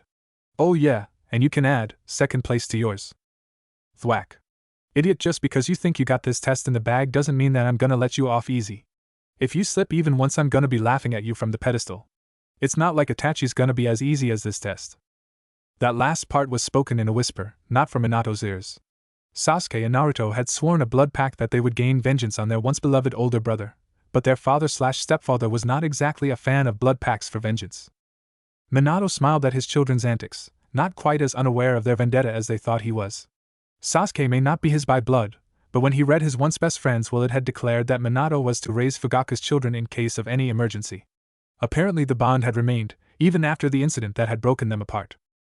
And Sasuke certainly benefited from not having to live alone in that empty compound. Minato thought of him as his son, his slightly broody at times, kind of withdrawn, very introverted second son. He was broken from his reverie by a girl shyly emerging from the house. He smiled. "Ah, Yuriko-san, how good of you to show up, but I think I told you to go to the academy, not my house." I had to see him. He's almost exactly what I expected. The Umbu who brought me here would tell me nothing about him, so I had to find out this way. So, when you look at him, what do you see? I see what will one day become the most powerful human I have ever met, even without my father's help. And of course I see my future husband, obviously. Ah, I see you know about the arrangement already. Damn. What arrangement? Yuriko asked, confused. Minato's sweat dropped. So you didn't know then? Why did you say he was your future husband? Because I am Yuriko no Naruto, and I always get what I want. See you later, Yandame-sama. With that said, she jumped onto the roof of his house and headed in the direction of the academy, presumably. Minato had the sort of expression on his face that you normally only see on Holocaust survivors. She didn't know, and she picked him anyway? Where were these crazy women when I was younger? Well, I did have Kushina, and that's all a man could ask. She ruined my life, made my 2 best friends hate me, and insulted me on a daily basis, but I would never ever give a minute of it up. Naruto couldn't help but get a chill down the back of his spine. Brr, did it just got cold all of a sudden, Sasuke? What are you talking about, Baka? Maybe someone just walked over your grave. No, it's not that, it's this sense of impending doom. I haven't felt anything like it in years. Well, you're probably just being too sensitive. Are you calling me a team? What? No, I was just saying you're being too sensitive. Alright, that's it. Let's go, team. Goddamn hyperactive blondes, thought Sasuke right before Naruto tackled him, propelling him quite a ways backward. Ino Yamanaka sneezed. Ha! I bet Sasuke-kun or Naruto-kun was talking about me. Take that, forehead girl. Stupid Ino pig, it was probably your mother saying that you should just give up in your quest for their love or something. Oh, it's on forehead. Kiba then threw in his unsolicited advice, catfight. Troublesome, too damn troublesome. The squabbling brotherly duo fought all the way to the academy. Just as they were about to bust down the door, Naruto stopped, his fist inches away from Sasuke's face. Sasuke had both hands around the hand Naruto currently had on his throat. Baka, Sasuke, we can't go in there like this. We have an appearance to maintain, plus it's our last day of school, so we have to go out with a bang, right? What do you mean I'm a baka? It's your fault that we fought all the way here, Baka. Are you really starting this again? 'Cause if you are, I'm gonna kick your ass? What do you mean I'm starting this again? You started it last time. You always start it. Just as Naruto was about to slug Sasuke again, he stopped. Oh no, you're not baiting me this time, Sasuke. We have to go in looking like the couple of badasses we are. By this time Sasuke was in near apoplectic fury. Baiting you? I'll show you baiting. He calmed down, one of has to be mature at least, and then he smirked. So, dynamic entry number 5? Naruto grinned foxily. Oh yeah? This year's shinobi graduating class was trying their best not to burst into uproarious laughter. They had been sitting quietly, chatting and waiting for their sensei until the sounds of squabbling and full-scale fighting could be heard. Just as they were getting ready to watch the fight burst through the door, or if it was an especially memorable occasion, through the oft-repaired wall, it stopped. Then if you were especially hearing sensitive you could hear some furious whispers. Then those two stopped. Suddenly the door burst open and smoke rolled in. Out from the smoke came two figures, two fairly badass figures. Sasuke came in first, as he had lost. He was wearing a red headband, a white shirt, and black ninja pants. On the back of his billowing long-sleeved white shirt he wore the Uchiha symbol, but if you looked closely, you could tell that on the red part of the fan you could see the Namake's family motif. At first glance it was a circle, half white, and half blue surrounding a Konoha leaf. But if one looked closely, they could see that the white half was a tornado, and the blue half was a water spout. At the top of the circle you could see the faint outlines of a dragon eating its own tail. But what was most interesting was that his eyes were red, with spinning black tomo in them, 2 in each. Behind him came Naruto. He too wore a red headband, but there the similarities ended. He wore steel-toed combat boots, and form-fitting black ninja pants, perfect for taijutsu. He wore a mesh tank top and an unzipped red and black hooded sweatshirt with the same Namake's clan motif on the back. But the most remarkable feature about him was his mask. It was made of a white form-fitting material, and covered his face from his nose downward until it reached the collar of his mesh shirt. Where the mask didn't cover he had a pair of aviator sunglasses to hide his kitsunigan. The two came out of the smoke were about to pose in their customary bad boy positions that would make all the girls in the classroom swoon, when they got bowled over from behind. Their assailant didn't even stop, just kept walking over them. The figure was holding its hands over its face and coughing, apparently from the smoke bomb that was just detonated. Hey! Sasuke. My head Naruto. And oh, Naruto-kun. Sasuke-kun. You bitch. Assorted fan club members.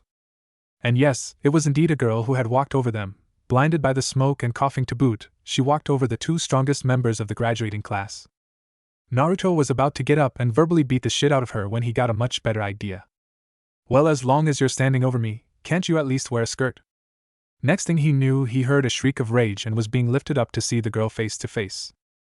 Her hair was a stunning color. It was like gleaming gold except for 3 crimson streaks, and it hung in cascading waves down her back, stopping at her waist. She was a fairly delicate frame, which Naruto's keen eyes could tell hid some surprising amount of power. Her heart-shaped face, high cheekbones and furious deep purple eyes made her look fairly exotic, and she completed the look by the ensemble she was wearing. She was wearing baggy camouflage cargo pants held in place by a whip-thin length of chain, a low-cut black tank top that showed off ample cleavage for a 12-year-old body and fingerless gloves. All in all, she was a knockout, plain and simple. I'd let her walk on me any day. Wait, what the fuck did I just think? Oh god. Snap out of it, moron, you have a fiancé. Naruto's thoughts had betrayed him yet again. However, his tongue was as sharp as ever. He noticed the girl was giving him a once-over as well. Like what you see? 'Cause I sure do. His face promptly became best friends with the back wall of the classroom. Cough cough, oh hello class. I'm the new girl. At her bubbly little speech the entire class had but one thought running through their minds. Oh shit. Another schizophrenic peppy blonde, as if Ino and Naruto weren't bad enough. After that the two genders deviated in their thoughts, however. The girls immediately got jealous and the boys immediately started stripping her with their eyes. Except for 3 people. And a fox, who was smirking from behind his prison walls. Naruto, whose brain had finally recovered from his mouse hijacking, was thinking, her chakra signature, it's astounding, she's almost as strong as me, well in terms of overall capacity. But something seems off about it. Now previously mentioned fox was cackling. Shikamaru, who thought ogling women would be too troublesome, thought, why would she show up today of all days? It's the graduation exam today. There is more to this than meets the eye. And Shino, well, no one knows exactly what Shino was thinking. However, the sensei's appearance discouraged all thoughts of those kinds. Well, not so much the appearance of the man, but rather the horrific demonic head jutsu that he used combined with killer intent that would make an Umbu proud. He then proceeded to lecture the class as to why smoke bombs indoors were a bad idea. The class just groaned and got into their regular seats. Naruto was sitting next to his brother Sasuke. On the other side of both boys were fangirls. Today Ino was sitting on Naruto's right, and Sakura was sitting on Sasuke's left. It doesn't really matter to the story though, because they were doing a super job at ignoring the two nattering wannabe kunoichi. After all, Naruto got to use his engagement as a surefire excuse to get the fangirls away. And Sasuke, well, he was attracted to strong women, and no one in that class fit the bill, but I digress. It was only after Naruto discreetly coughed and pointed that Iruka finally noticed the new girl. "Who are you?" said the rather disgruntled Chunin instructor, clearly off-put at having his rant ended by his favorite student. Yuriko no Naruto, Lily of the Wild. The class was surprised. They heard no trace of the earlier bubbliness that was oozing from her words before. Naruto was the most surprised, however, without the false cheeriness that was there before. She sounded eerily like his fiancée Tamari, not in actual sound, but in the tone and manner of speech. Naruto felt a twinge of pain at the thought. Their parting had not been pleasant. "Boo!" someone whispered in his ear. Naruto jumped about a foot in the air and looked around. Deep in his mind, Gokitsu was glad for not needing to breathe because his laughter was now at the point where it could cause grievous bodily harm. Naruto tried to regain his cool and mustered the most laid-back tone of voice he thought possible. Why are you still here?" And got smacked on his head for his insolence. "Baka, I'm taking the genin test." "So why did you get to skip 5 whole years of academy training?" "I had private tutors." At that moment Iruka broke in. "Attention class, now in just a few minutes we will begin the genin examinations." For once, Iruka did not have to use his signature jutsu, Magen, Oni Kashira, demonic illusion, demon head, to quiet the class down. This was it, the day they had been waiting for since they enrolled 5 years previous. The test will contain 4 parts. First will be the written test. Then. "Wait, 4 parts? What gives Iruka-sensei?" said a clearly worried Naruto. "Naruto, don't interrupt. Now the first part will be a written test, the second will be weapons testing. Then will be ninjutsu, and finally there will be taijutsu, where you will spar for 30 seconds against one of the Chunin instructors such as myself or Mizuki. Each section is worth 10 points. You must have a score of 25 or higher to pass. We will begin with the written portion of our examination. Mizuki-sensei will hand out your tests." "Ha ha ha ha. Yeah, I don't have to fight a girl." Most people would be worried about fighting a Chunin, but apparently not Naruto. The part wherein the extremely boring test on various village subjects happens. Very good class. Next will be weapons examination. Follow us outside. After arriving at the training field, Iruka pointed out 3 different sections of targets, 5 targets per section. Alright, now as you can see the different combinations of targets are arranged into typical shinobi formations. There are 3 5-man teams. You have 15 kunai. Your goal is to strike the targets. Now we will go in random order. Sasuke Uchiha. You first. Typical, grumbled Naruto, slightly off-put at not going first. But then he brightened. Save the best for last, right? Sasuke got up to the first target set, which was AV formation. Wordlessly he took out 5 kunai and threw them. They all hit close to if not on the bullseye of their various formations. The staggered set came next. There were 5 targets, one behind the other, but slightly off to the left and right. Sasuke didn't do his 5-in-1 gimmick. Instead he took out 5 different kunai and threw them one after the other. Last was the straight line. Sasuke had a little more difficulty. He had to jump into the air and then threw from up high. Even then he still missed the middle bullseye by some distance. The rest of the class followed after, doing invariably worse than the Uchiha prodigy, none being able to match his acrobatic feats. The new girl surprised them by being able to throw a kunai quite well, not as well as Sasuke but better than almost every other kunoichi. However, on the last target set she had a better idea than throwing. When Iruka nodded at her to start she grinned and almost disappeared with astonishing speed. Almost no time at all later she reappeared at the end of the line. And there were 5 kunai and 5 bullseyes. Yuriko blinked coquettishly at Naruto before speaking to Iruka, saying, "You just said to strike the targets, no?" "Yes, I did." "Well, you pass, but from now on class, you must throw the kunai." The people that had yet to go swore softly under their breath. When at last it was Naruto's turn, they had indeed proved his prediction true, because he went last. He mirrored Sasuke's performances on the first 2 sets. But on the last set his method of attack was somewhat different. He stood there with a smirk on his face as his single kunai started to glow green. Everyone but Iruka and Sasuke were starting to get puzzled, when he suddenly flicked his kunai offhandedly at the first bullseye. They were even more startled when instead of sinking into the target, it went through all 5 targets, and 2 trees behind that before it hit a rock and stopped. Show off just 'cause you're wind element, Sasuke. How can an academy student, even the Yandame's son, shouldn't have such an intuitive grasp of nature manipulation? Iruka. Stupid demon. Mizuki. So it looks like I wasn't mistaken when I chose you, Naruto-kun, mysterious new girl, aka Yuriko no Naruto. Having completed the weaponry portion, the class moved on to ninjutsu. They would take turns going into an empty classroom and then performing 2 jutsus of the instructor's choice. When Naruto's turn, he went in and saw Mizuki and Irika sitting at a desk. Okay, Naruto, each jutsu is worth 5 points, we will ask you to do 2. If after that, you wish to perform another jutsu, we may give you up to 3 points based on its difficulty. First, do a kawarimi. Naruto, noticing Mizuki was about to take a bite of a sandwich, switched places with Mizuki, and then switched back. Mizuki didn't even notice. Holding back a chuckle, now a bunshin if you please? Naruto responded cheekily, what kind? What kinds of bunshins can you do? Tsuchi, Mizu, Kage, and regular. Tsuchi, Kage, and regular, as there isn't a reliable source of water around to make a Mizu bunshin from, said Mizuki skeptically, talking over Irika, who was about to say that regular would be fine. Naruto nodded and wordlessly created 3 bunshins. He then smacked the Kage bunshin, dispelling it, created a small breeze to disrupt the bunshin, and then shocked the Tsuchi bunshin into oblivion with one of his father's many right-hand jutsus. The Chunins were stunned to say the least. Very good, Naruto, we shall give you the bonus points for Kage bunshins and Tsuchi bunshins. You may go. Naruto bowed and went out. As he came out of the room, he flashed a smirk, created a Kage bunshin, and then proceeded to hold up 13 fingers. He then dispelled the clone into a shower of confetti and did a good guy pose. His fan club got hearts in their eyes, but the rest of the class just tried to ignore him to his displeasure. Last is the taijutsu portion, said Irika, now that they were back out at the training grounds. He ran off a list of names that proceeded to get their ass stomped into the ground by the 2 Chunin, though Mizuki was doing it a lot harder. The real purpose of the test was to test their form, not their ability to land a blow on a superior opponent. Various peoples may be wanted to take note of here.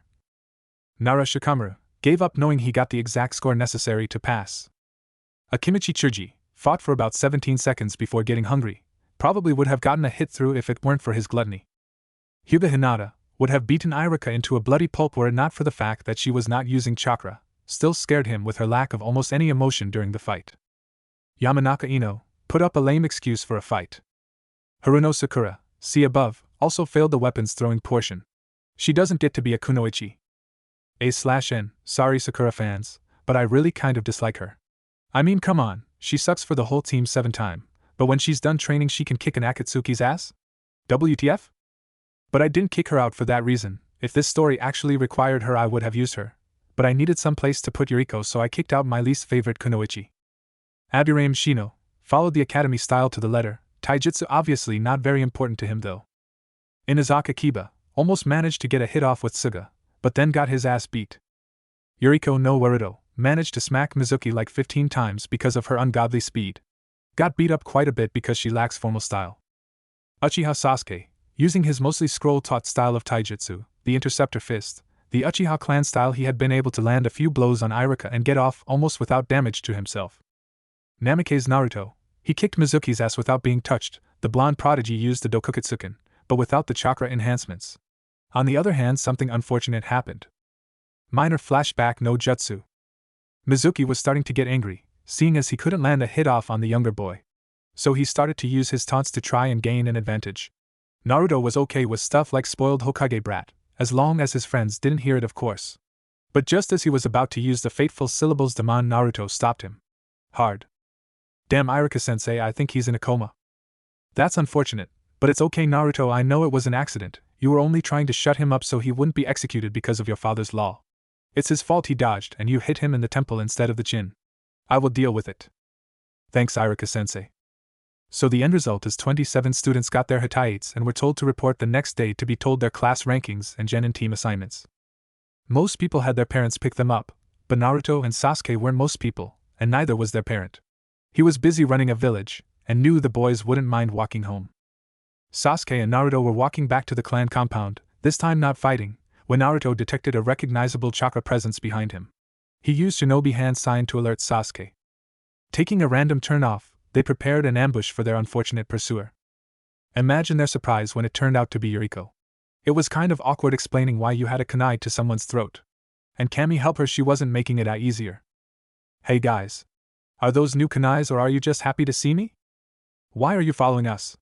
Sasuke, brusque as always, Naruto would often grandly declaim that the day Sasuke learned tact would be the day that Naruto stopped eating ramen.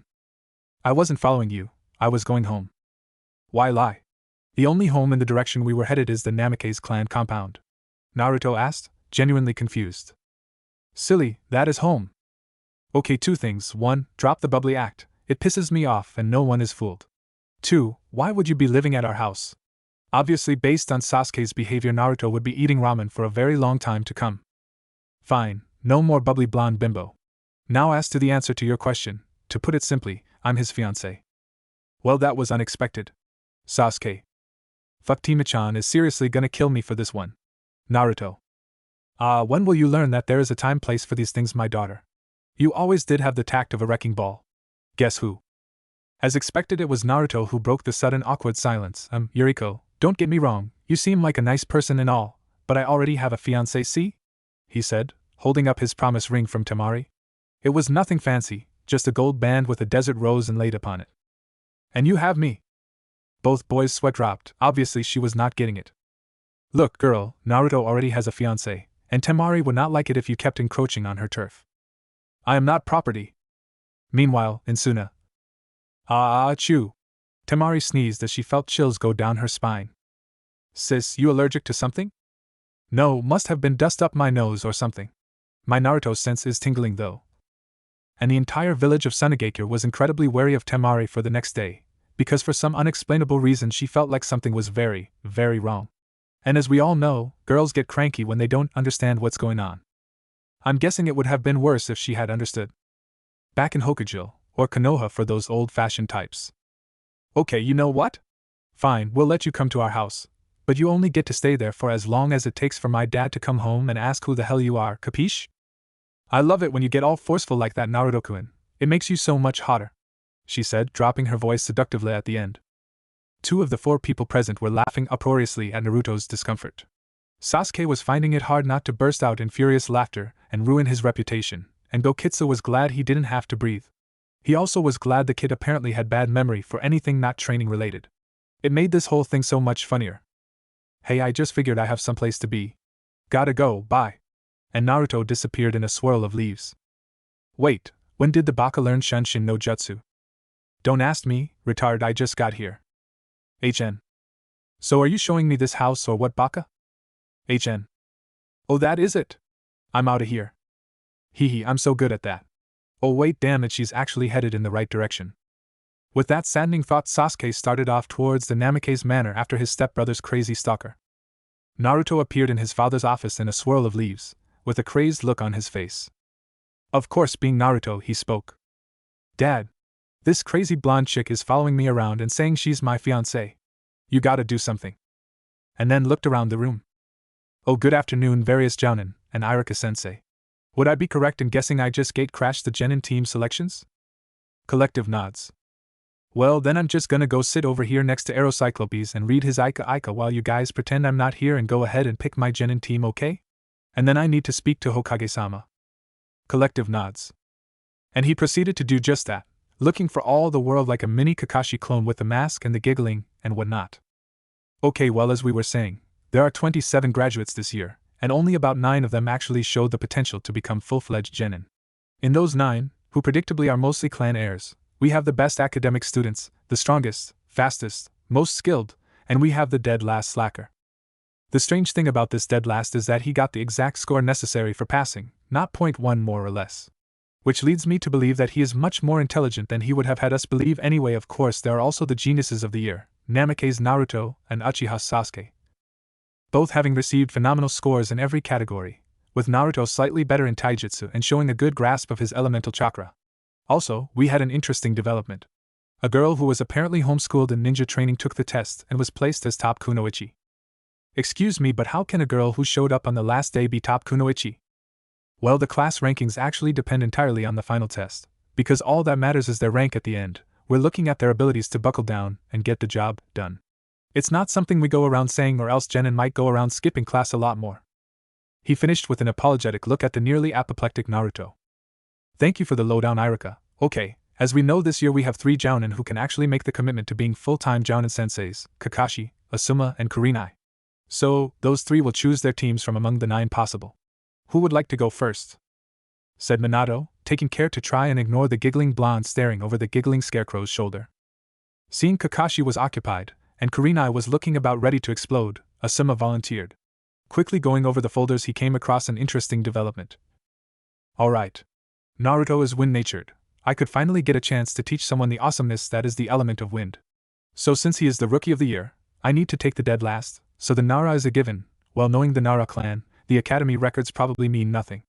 Alright, so top kunoichi is Yuriko no Naruto? Well, I don't recognize the name, but her test scores are quite high, and she is said to possess high Chunin level speed, so that'll round out the team. Even if I were to take the Nara's grades at face value, his family jutsu would make this the perfect team for. Looking up at the Hokage, he made the formal speech. I, Sarutobi Asuma, elite jounin of Konohagakure and former member of the 12 Guardians, would recommend that a genin team composed of Namikaze Naruto, Yuriko no Naruto and Naruto Shikamaru be placed under my tutelage, Hokage-sama. The room went quiet as both of the gigglers looked up, surprise evident in what you could see of their faces. It wasn't much, but Naruto's face was slightly more expressive, being that he had two visible eyes with which to portray his shock and then horror, as he realized that his crazy stalker was put on his team. Still keeping in the formality of the situation, the Yandame responded in kind. I, Namikaze Minato, Yandame Hokage and the Konoha no Kiroi Senku, require the reasoning behind your team choices so as to ascertain if it is best for the future of Konoha. It is my belief that we could make one of the first heavy combat, interdiction and execution squads to be seen in years. Naruto is said to possess some high area effect jutsus and high jounin chakra, and the other two are suited for interdiction. So the girl corrals them, the Nara holds them, and Naruto finishes them. He spoke bluntly, his voice bereft of the formality that had taken it scant minutes ago. The reasoning is sound. Any objections? This last comment was mostly directed at Kakashi. He had wanted to train his adopted younger brother/nephew, but it was also a council requirement that he train Sasuke. And since you can't place the two highest ranking class members on the same team, he got knocked out of the running to train the Namikaze heir. Well, officially anyway, he had been teaching him since before he could walk in reality. No? Really? Okay, it's settled then. Asuma's request granted. Asuma just nodded, presenting a cool and collected appearance. But on the inside he was screaming in joy. He got a team that was sure to be legendary. Kakashi went next. I'll take the Yamanaka, the Inazaka, and oh yeah, I guess I'll take the Uchiha too. Yeah? Why? Well, they seem like good kids. Good enough for me. Any objections? No? Alright, request approved. Naruto face faulted. He was pretty sure that even given their almost familial bond, that was a little informal. Kurenai took them back to the formality that was apparent before. I, Yuhi Kurenai, jounin of Konohagakure, would recommend that a team composed of Akimichi Chuji, Hyuga Hinata and Abirame Shino be placed under my tutelage. Reasoning? Minato said, clearly bored with formalities. I wanted to make a tracking squad, using Hinata, Shino and Kiba, but then I realized that if they were caught they would have had no one with any serious heavy combat skills, hence where Chuji comes in. His familial jutsus could come in handy in a pinch. Objections? No? Okay, good, we have our 3 genin teams, make up the rest however you want, and then put chunins as their senseis. Tell them to make the tests hard. Dismissed. Everyone saluted and left, except for Kakashi and Naruto. Minato waited for everyone to leave before casting a silencing jutsu. That done, he sat behind his desk and wryly said, So I take it Yuriko wasted no time. What? You know this bitch? And did Asuma-sensei really just put me on a team with her? He's gonna be so dead when I see him again. Naruto, don't threaten your sensei and don't call your fiancée a bitch. Sensei, pardon me, but isn't Naruto engaged to the Kazekage's daughter, Temari? Well, yes. But obviously Naruto has forgotten a certain demon lord's demands. At just that moment, Gokitsu chose to let his host find the memory that the fox demon had been hiding all day. Flashback no jutsu. The fox smiled. The boy and his father were drooling from information overload. One last thing to push him over the edge, he thought. As well, I'm expecting lots of children in the future because, remember, you're engaged to my daughter as the new demon lord. Naruto passed out, as well as one can in one's own mind anyway, leading to him waking up. Flashback no jutsu kai.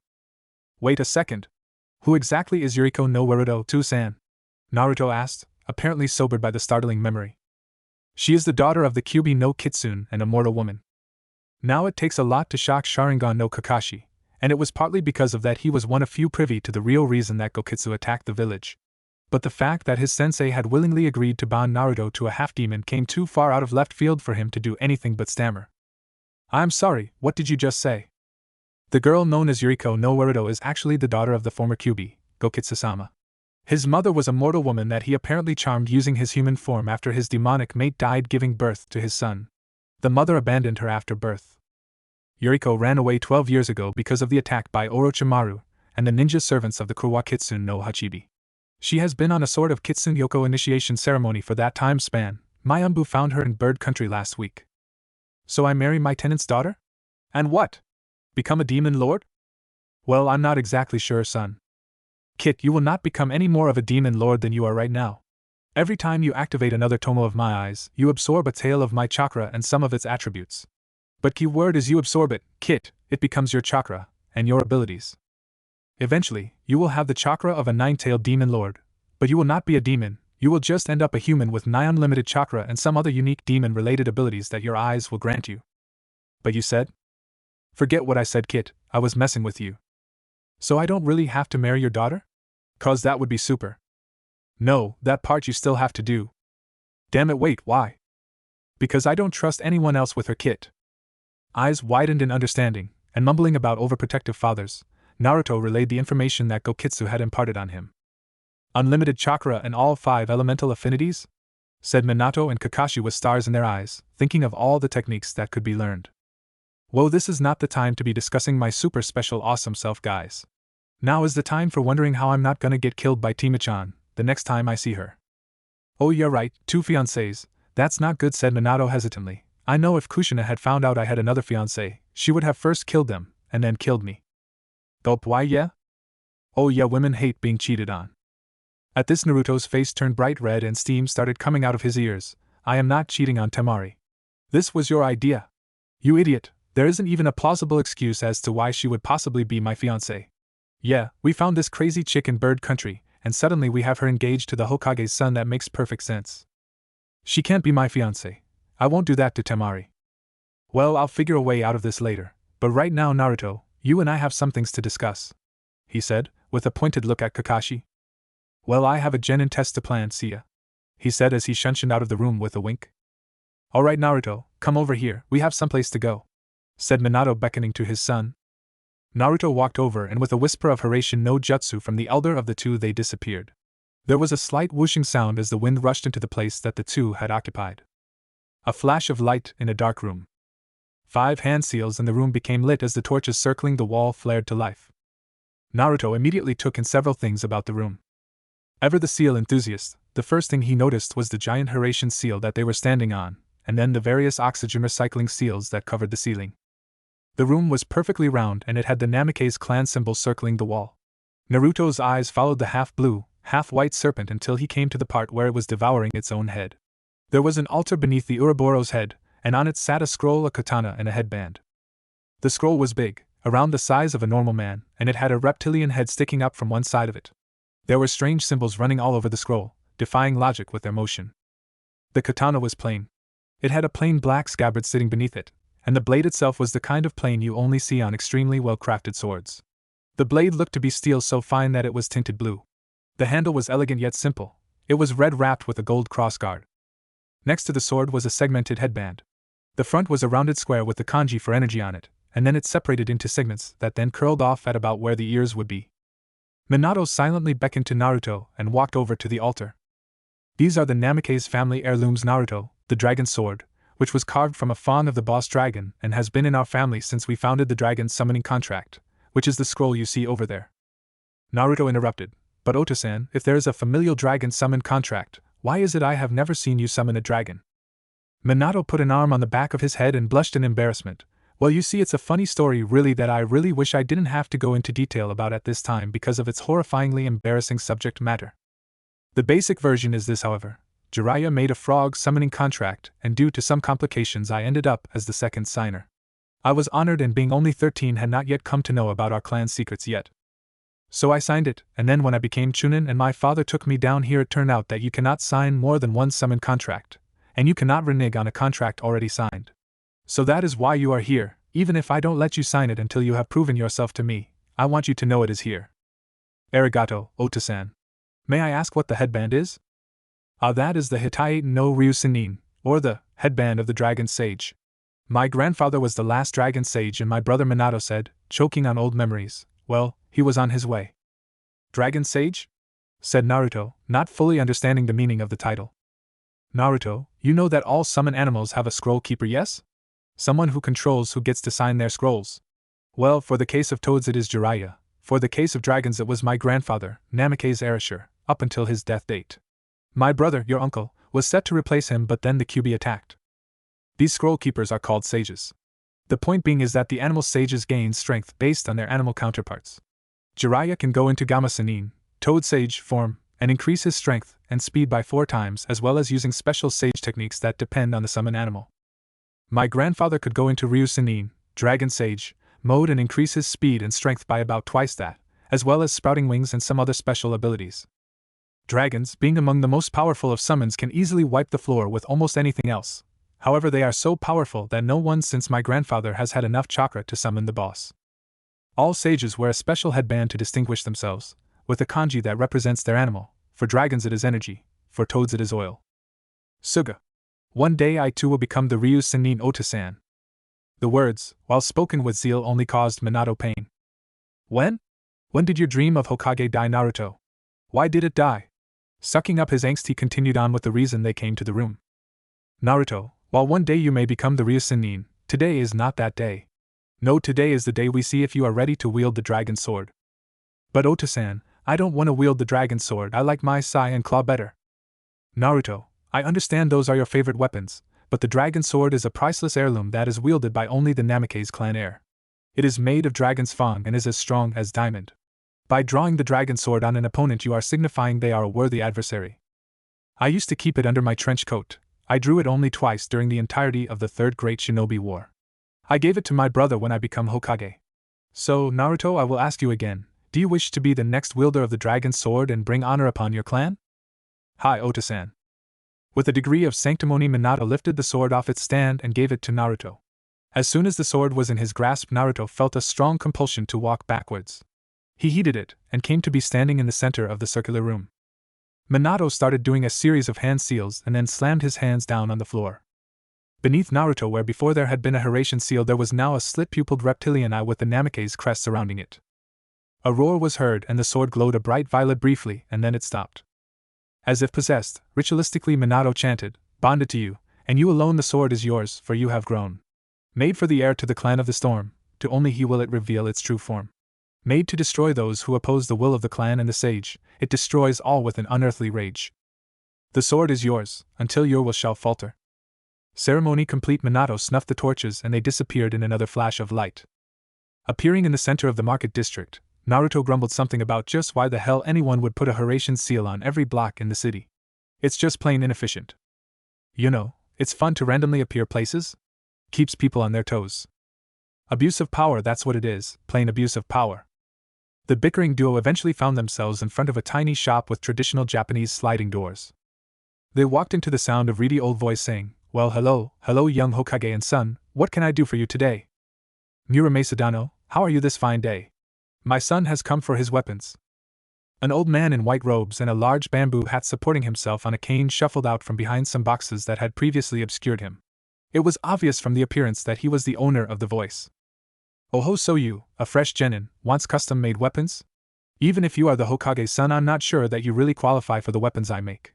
Chakra enhancements on weapons are no laughing matter. Murame Sadano, if you will believe in me enough to let me use the weapons, I swear I will treat them well and use them to the best of my ability." Well, belief is an interesting variable, is it not? You want me to believe in the ability of a 12-year-old, and to entrust with you something I made with an art 90 years perfecting? Laughable.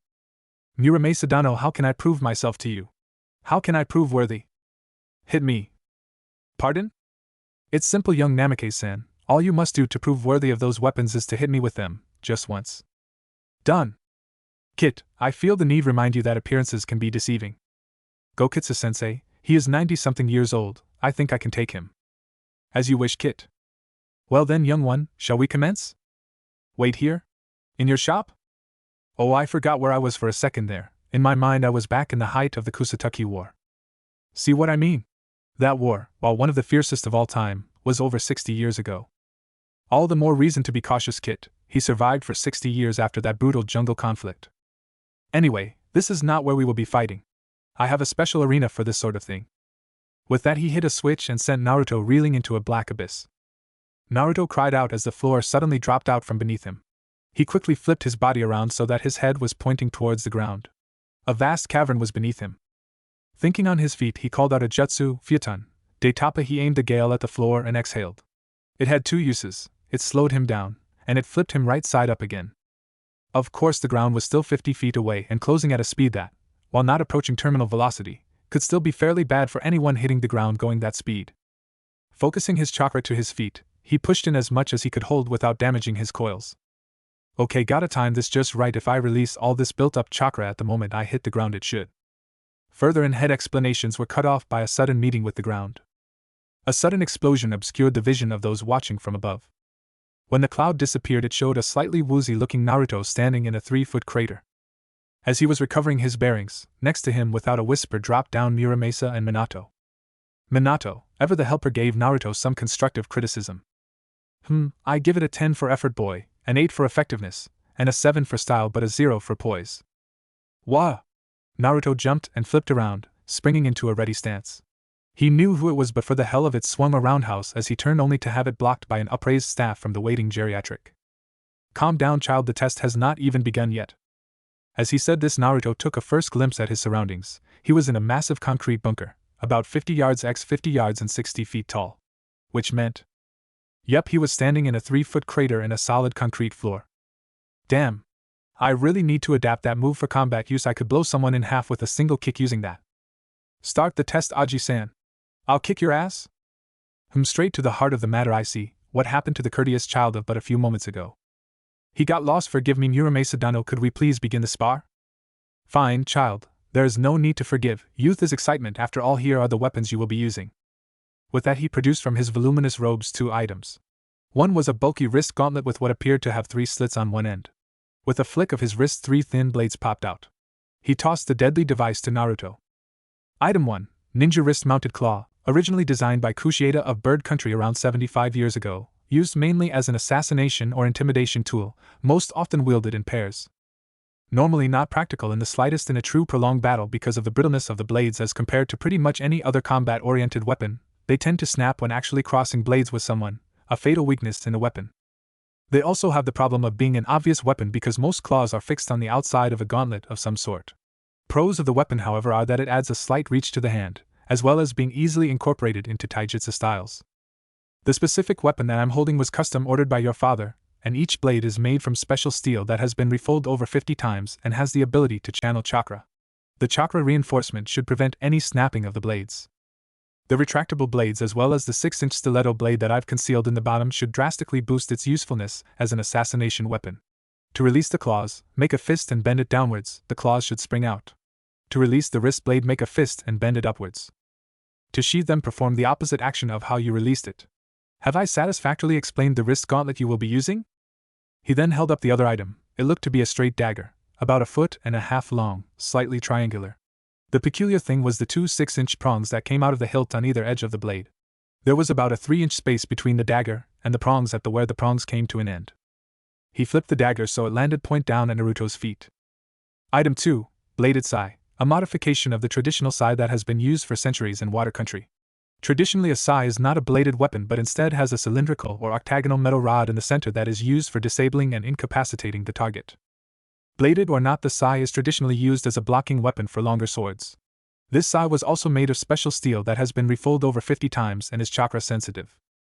Minato and Naruto had stared wide-eyed at the old man throughout the entire speech. He was a fucking encyclopedia.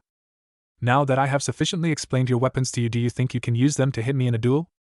Naruto put the gauntlet on his left arm, and then held the sai in a reverse grip in his right hand. He made a fist with his left hand and lowered it, the claws springing out with a metallic SHHK. He smirked. Okay, Aji-san, don't think I'm scared just because you know about my weapons. Just because you know information about something doesn't mean you can use it. Then come at me, child, show me your so-called understanding of these weapons. Don't worry about my body, you're a million years too young to be able to damage it. With a snarl of wordless rage at the questioning of his honor and ability, Naruto sprang at Muramasa with claws extended and sai held in a reverse grip. He first struck with his claws, stabbing straight ahead at Muramasa. He moved at a speed that a chunin would have trouble keeping up with, so it was a wonder that the fossil could manage to block the weapon with his staff without apparently making any movement at all. But there it was right between the prongs of his claws, stopping all forward or sideways motion.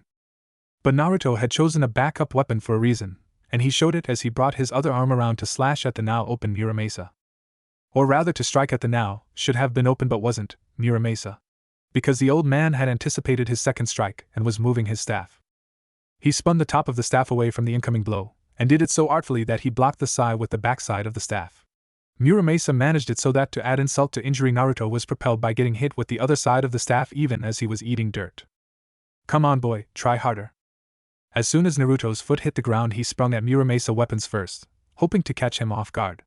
The old weaponsmith was facing the opposite direction when suddenly Naruto got belted across the middle with a staff.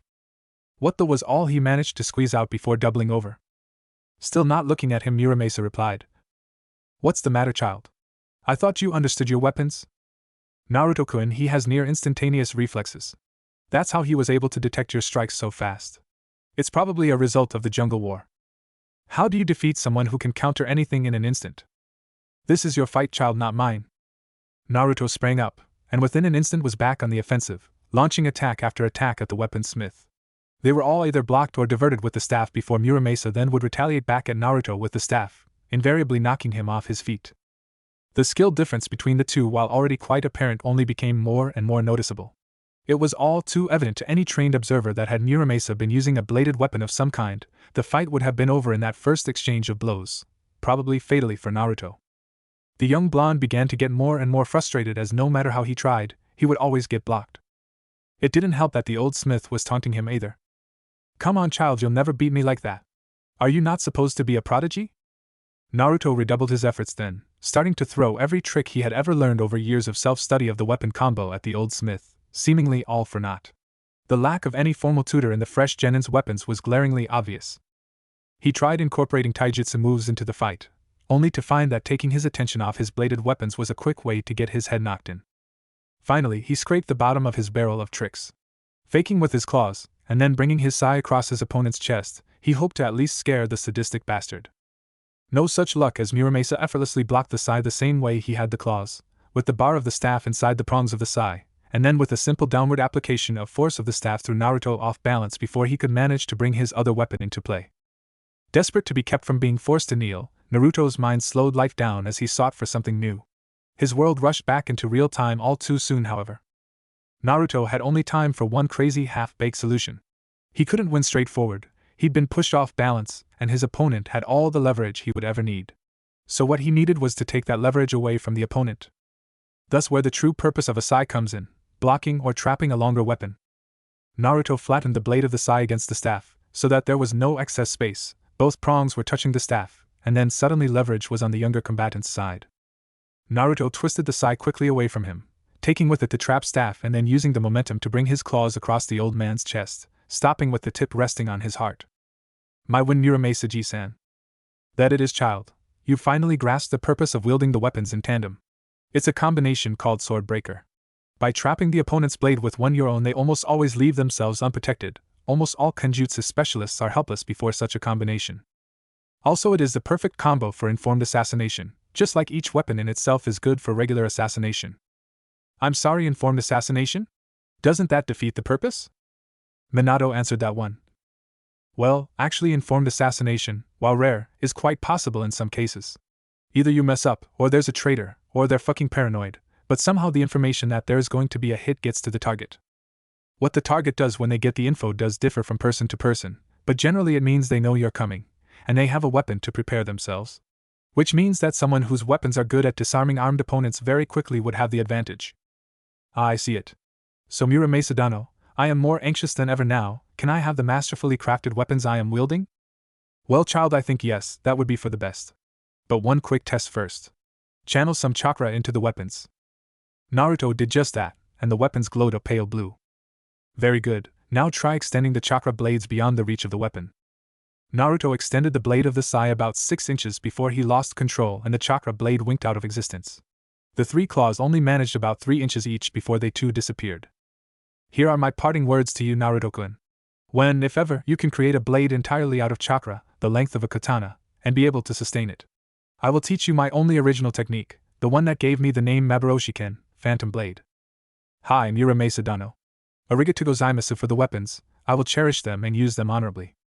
With that, the father and son disappeared in a flash of golden light, seemingly swallowed up by the flash and thunderclap of inrushing air. Ah shit, I forgot the ladder again. The wind chuckled and burbled its way through the silent bunker as the creator disappeared in a swirl of leaves. So it was with the dragon's sword hung over his back, the scythe thrust into the sash around his waist, the claw gauntlet still firmly attached to the left wrist, and his brand new leaf Hittite on his forehead that Namikaze Naruto went to confront the greatest enemies his young body had ever faced. Hormones and a smokin' hot teenage girl. He peeked his head through the front door of his house as Minato stood in a nearby tree laughing his ass off. Sasuke? Hello? Did you get rid of her yet?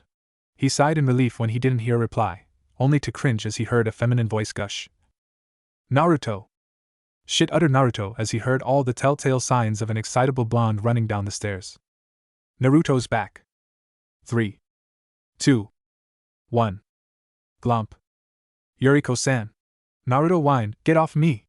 Look, I need to talk to you, okay? Of course, Naruto-kun. Sasuke-san just finished showing me the house, so I'm free. And don't call me Yuriko-san. To you it is Yuriko-heim, or Yuriko-chan. Yeah, we need to talk about. Wait, you got Sasuke to show you around the house? Yeah. How? Secret.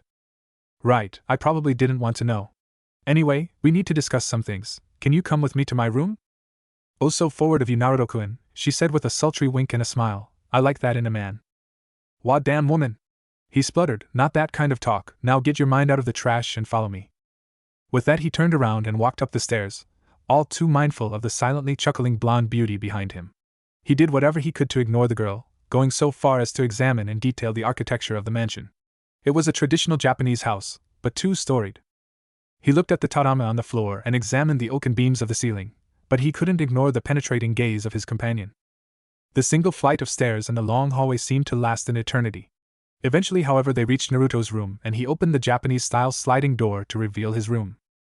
Except for a futon on the floor and a pile of dirty clothes in the corner, it was mostly empty. It was apparent that despite his family's wealth and prestige, Naruto led a mostly Spartan lifestyle. The clothes he wore, while stylish, were obviously made with stealth and efficiency in the forefront. All in all, it just made Yuriko that much more interested to unravel the mystery that was Naruto Namikaze. The only notable exception to the blankness of the room was a smallish photo of a red-haired woman on the back wall of the room. Even with just a glance she could tell that the woman was exceptionally beautiful. Before Yuriko could study the picture in more detail, Naruto spoke up. We must talk about our supposed marriage arrangement, Yuriko-heim. He used a formal tone as he sat cross-legged and beckoned for her to sit across from him. Sheesh, what's the fun of a hot guy calling you Heim if he uses that tone? What is there to discuss, Naruto-kun? You are my fiancé.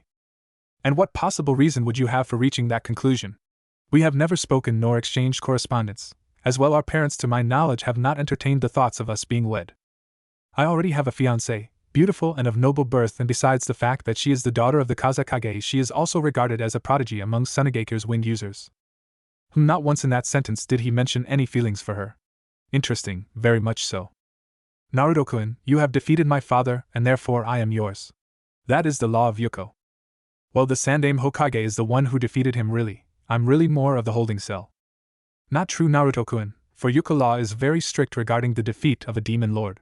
While your Sandaime may have defeated Kyuubi-sama in your eyes, in actuality all he did was move him from point A, in this case a forest, to point B, in this case your stomach.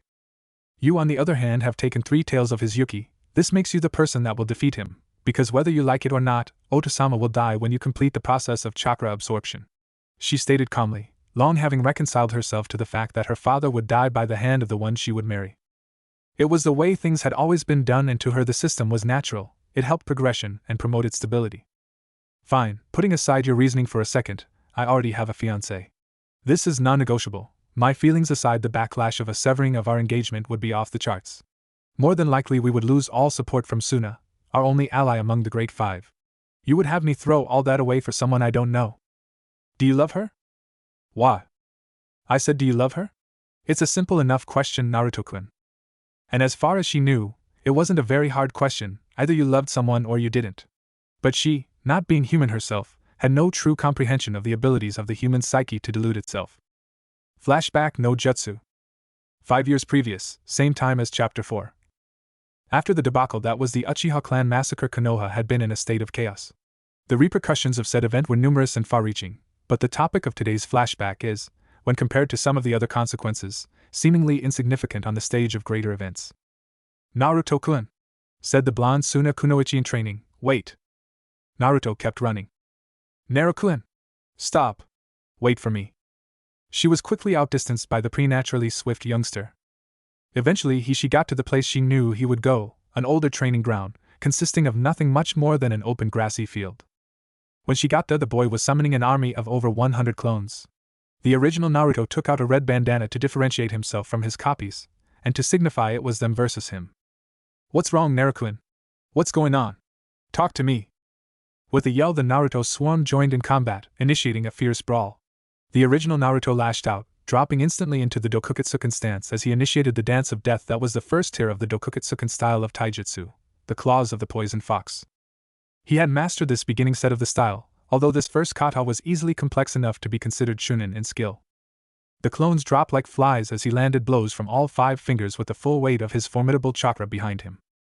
He spun gracefully, sometimes attacking low with a leg sweep or barreling low to the ground through 5 or 6 enemies, and sometimes planting firmly that selfsame leg and letting loose with a barrage of chakra-filled swipes that left nothing but puffs of smoke in their wake. Not to say the battle was one-sided. No, Naruto was fighting a devious opponent in the form of himself, perhaps the only human alive to be competently versed in the style he used.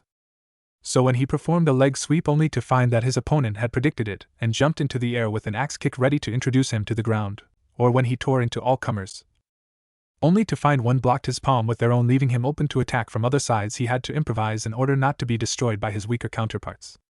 Finally Naruto stood alone on the field of battle, scowling, and slightly bruised. Just as Temari was about to go over and confront the boy, he took off his bandana, made the ram sign again, and the field was covered with 10 times as much smoke as there had been before. And now instead of 100 identical copies he had at least 1,000.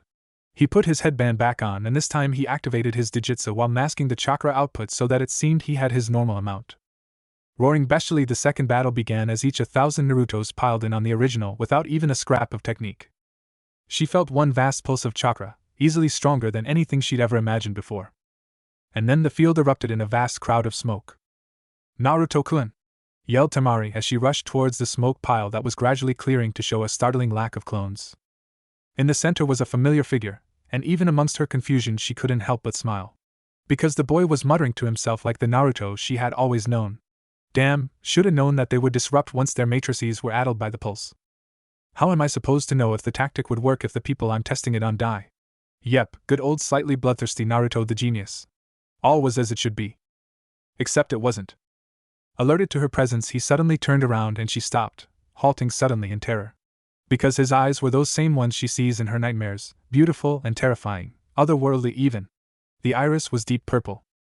The pupil was a thin slit, like that of a canine or a feline, and there were concentric rings that started from the outside of the iris and went to the edge of the eye. Inside the first ring on each eye were 2 tomo that wriggled sinuously like snakes, or tails. The iris started out from the pupil as red and then deepened into purple at the edge. The rings alternated in color between red and purple. And at her gasp, Naruto forgot to mask his chakra, and it rushed out of him full force. Human chakra admittedly, but so much, so strong that it forced her to her knees. Those eyes! Naruto-kun! He deactivated them and the crushing chakra dissipated. What are you doing here, Temari? He remarked flatly. What do you mean, what am I doing here? I was following you. I even called out your name plenty of times. She replied, indignant. Naruto hadn't heard her, hadn't seen her, just like he hadn't acknowledged the rest of the village's existence. Right now, since the massacre 2 days ago, all he had thought of was Itachi, and his betrayal. What do you want? I want you to come back, Naruto. You're 7 years old, this isn't your burden. Come spend time with me, I leave in 3 days, don't you care? Of course I care, Temari, but right now, I don't know who to trust. You don't trust me? Naruto-kun, you trying to think of the worst insult she knew. She thought of what people in her called her brother. After all, if they only used it to refer to Gaara, then it had to be bad. You Jinchuriki. And suddenly the full force of Naruto's eyes came back alive. Who told you? He shouted, his voice ominously deep. How did you know about Kyuubi? What? Kyuubi? Answer me. Who told you I contain Kyuubi? You contain Kyuubi? The 9-tailed demon fox is inside of you? You're a demon? You're just like Gaara. I trusted you. I trusted you and you betrayed me. I hate you. Each word was like arrows stabbing into his heart, each barbed comment tore at his fragile psyche. As he realized his mistake, it was too late. He had let slip what he should not reveal, to the person he had never wanted it revealed to. Then his gaze hardened. What right did she have to dismiss him just like that? It was only because of Gokitsu-sama that she wasn't dead or worse. How dare she condemn him just because of who he contained? He had thought she was different. Naruto summoned 10,000 clones and beckoned them to come at him, ready to sweep away the emotional pain with the pure repetition of mindless combat. Flashback: no Jutsu Kai. No, not anymore, whispered Naruto. Yuriko waited in silence for the rest of his answer, but no more was forthcoming. Once that became obvious, she got up and made as to walk out of the room, but just as she was about to walk out the door, Naruto spoke. Look, since it's obvious you aren't going to be leaving my house anytime soon, there are a few things you should know. Your name is Yuriko no Naruto, and you are a distant relative from a minor offshoot clan of ours that got decimated in the conflict between Fang and Claw countries. We are not engaged. That is final. Your room is 4 rooms to the left of this one. Thank you, Naruto-kun. But just so you know, nothing is set in stone in this world we live in, and I have a habit of getting my way. And with a sultry wink she left. She's a wild one, just like her old man. 1. You're a fox. And 2. Stop talking, it's creeping me out. Watch it, boy, just because today was eventful doesn't mean that you are to address me without proper respect. I am your sensei until the final kata of the Dokuketsuken is mastered. And while you have done well on mastering the claws of the poison fox, and the fox's hunt, the first 2 katas, you are nowhere close to being able to performing the poison dance of the fox. I apologize, Gokitsu-sensei. Memories of Timachan can sometimes be painful. It is good you do not dwell on it most of the time. After all, I'm sure it was all a misunderstanding. Do you not remember the look of terror on her face when she realized I was the same as her brother, the murdering psychopath that killed her uncle? The one who I thought I had befriended until he tried to kill me? She hates me, and rightly so. I do not deserve to be able to love her. I am just weak because I can't stop. Then why lie to my daughter? You still love Temari, and regardless of whether she loves you too, you are to be wed. While I do not understand most human customs, the fact that you take only one mate is one I believed myself to have understood. I don't know, it's probably because I lost my dreams so long ago that I felt it would be much too cruel for me to take away someone else's. He only received silence in reply. Naruto, overwhelmed by the day's events, set his weapons down in the corner, and stripping to his boxers, prepared himself to be lost in the solitude of dreams, where no foxes, girls, or girl foxes, and especially no blonde ones, would be able to trouble him. The gentle wind tinkling through his room was the last sound before sleep claimed him. Morning in Konoha. Morning in Konoha is quite unlike any other place in the elemental nations. The birds are chirping, the bees are buzzing. Bakers are baking and blacksmiths are stoking the coal fires for use. Veteran one-night standers are making quick escapes, and in the case of Anko Midarashi's unfortunate victim, attempted quick escapes. And alongside these almost mundane happenings, ninjas all over the town are getting a morning quickie with loved ones who are worried that they'll never see them again. But back to the let's not talk anymore about birds and bees. Let us focus instead on our blonde protagonist. And in the modest Namake's estate, Naruto Namakes opened his eyes and did his usual morning checklist to notice if a genjutsu had been placed on him in his sleep. The knothole in the ceiling was exactly as it normally was, and the scars on his chest looking down, Naruto realized he couldn't see the scars on his chest due to an unruly mop of silvery golden spun hair. Looking more closely, Naruto was treated to the glorious sight of an almost naked teenage kunoichi with the body of a goddess snuggled up on his chest. Now, any normal teenage boy would have done one of 3 things, either A, close his eyes and hope it's not a dream, B, snuggle tighter and whisper good morning, or C, scream loudly. But being a ninja, a breed that over the years had perfected techniques for escaping far less pleasant entrapment than that which Naruto currently found himself in, he did none of the above and instead did what his father, uncle and godfather all said to do. A quick kawarimi with a pillow and some careful blanket adjustments to make sure that if Sasuke walked in he wouldn't die of blood loss, and then it was off to take a shower and get breakfast. Hey Dad, I followed your advice this morning. Our hero proudly stated as he walked into the Namake's kitchen to see his father attired in a pink apron that stated boldly PTA, people for the enjoyment of tasty animals. You finally realized that showers can only be enjoyed if you sing the song What is Love? Not that advice, Naruto deadpanned, helping himself to some bacon and eggs. Sasuke walked into the room at this point, and decided to add his pearls of wisdom to the conversation. Oh, you mean you decided to start trimming your... Definitely not that advice either, no. Remember that time about a year ago you, Kakashi and Ero Aji-san got way shit-faced and started talking about one-night stands? Right before you started crying about that was how you met Mom and started singing Purple Rain. I'm fairly certain I have no idea what you're talking about, son, said Minato, assiduously trying not to make eye contact with anyone. Well, you did, And you told me what I should do when I woke up in a bed with a girl I didn't recognize. Did I now? That's very interesting, son, said Minato, now extraordinarily intrigued by the tiles on the floor. But it didn't work. See, after I kawarimi'd, hit her with the sleep genjutsu and took a shower, I was about to jump out the window like you said, but I realized this was my house. Where's my Naruto bear? At that strident call, which caused the unfortunate Sasuke to spew orange juice all over his Gifu-san, Naruto suddenly recalled the occurrences of the previous day. He paled as a now-dressed Yuriko bounded down the stairs.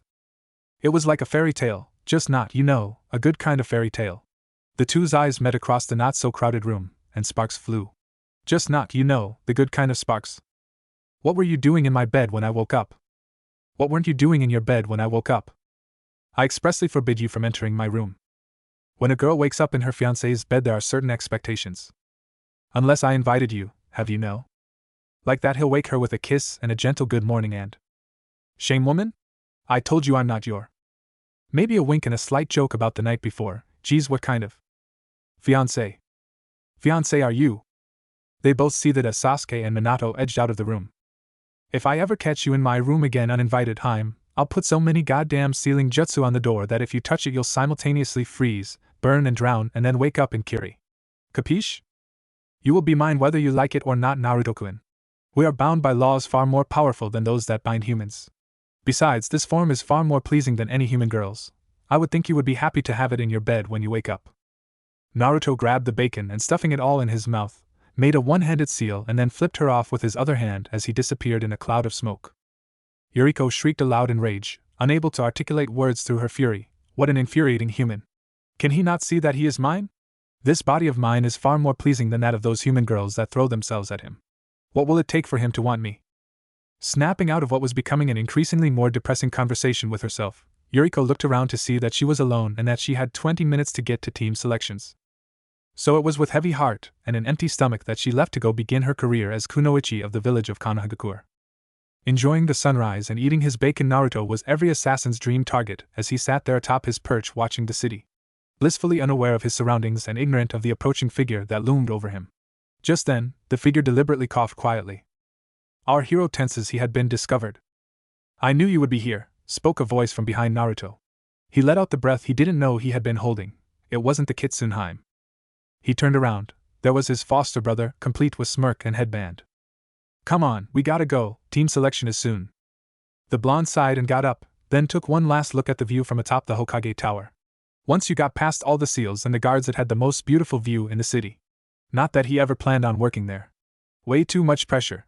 He had seen what it did to the occupants.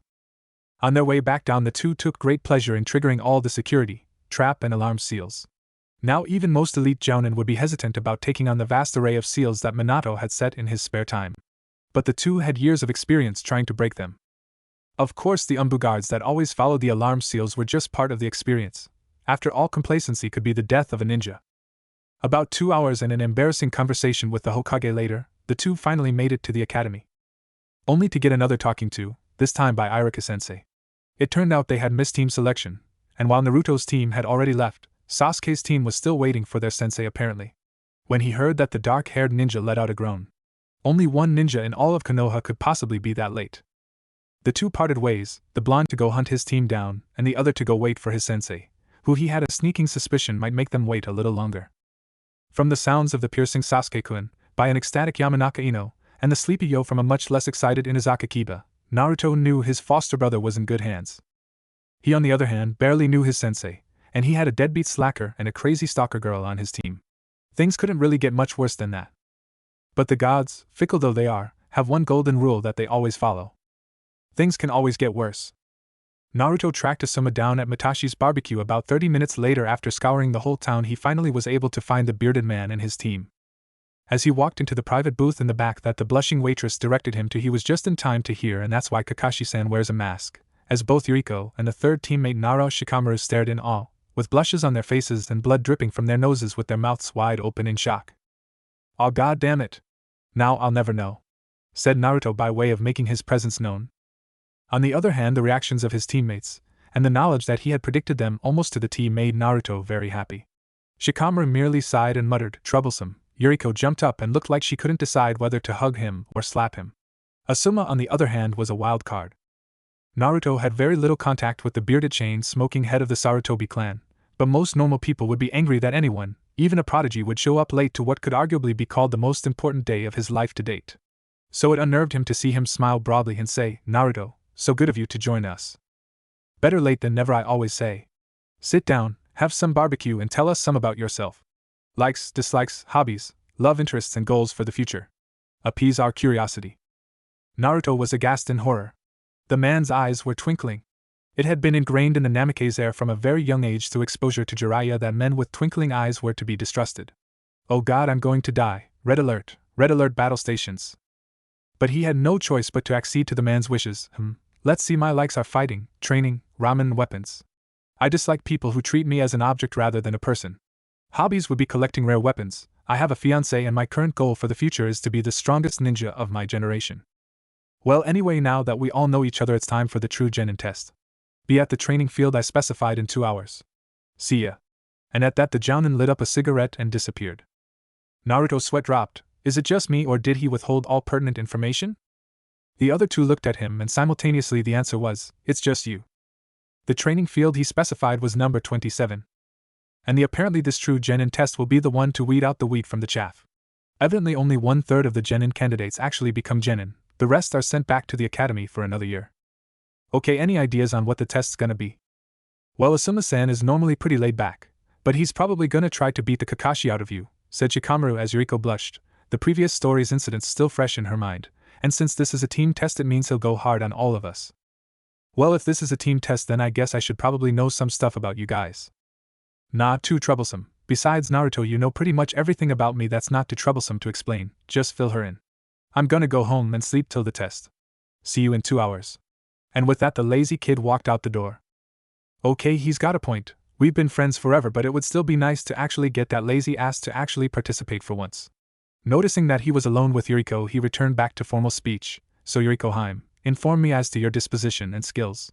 If we are to be on a team together, then I must be informed about you. Filled to the brim with 2 days' worth of pent-up frustration at the boy, the Kitsune Yuko in human guise finally snapped. In a hissing speech, she proceeded upon exhorting the object of her wrath. Okay, that's enough, asshole. You were unaccountably rude to me this morning, and now you try to act as if it never happened? What's more, you better start treating me like a person. I've seen how you act around those who you're comfortable with, so stop that stick-in-your-ass routine and just talk. Yuriko-heim, as the daughter of Gokitsu-sama and a foreigner in our village, you would technically have ambassadorial status. Far be it from me to address you informally. That would stain both my honor and reputation. As for my actions this morning, it would have sullied my integrity and my standing in the village had it become known that a woman had spent the night in my bed. I have spent 13 years amongst you humans, and your insistence on that article you call pride is something that has always puzzled me. As ninja, you will be called upon to kill other members of your same species, sometimes in the foulest ways imaginable, and you still insist that you maintain your honor, your integrity. Pride, honor, and integrity to you are just tools like any other you possess. You call upon them when it serves your purpose, and you don't use them when it does not. No, Naruto-kun, do not stand upon pride and insist on formalities. I can see you do not believe that any more than I do. Be free with me.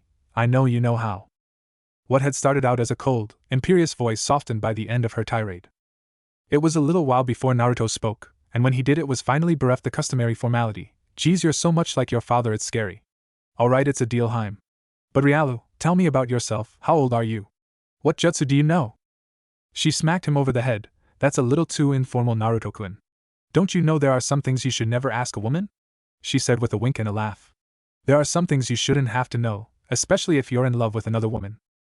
Again her reverie was broken, this time by Naruto. I'm so hungry, I haven't had anything since this morning. That was barely 2.5 hours ago, and you had an entire pound of bacon. Naruto smirked. It had been a while since he had been able to converse freely with a girl and not feel the eyes of everyone in the world judging him.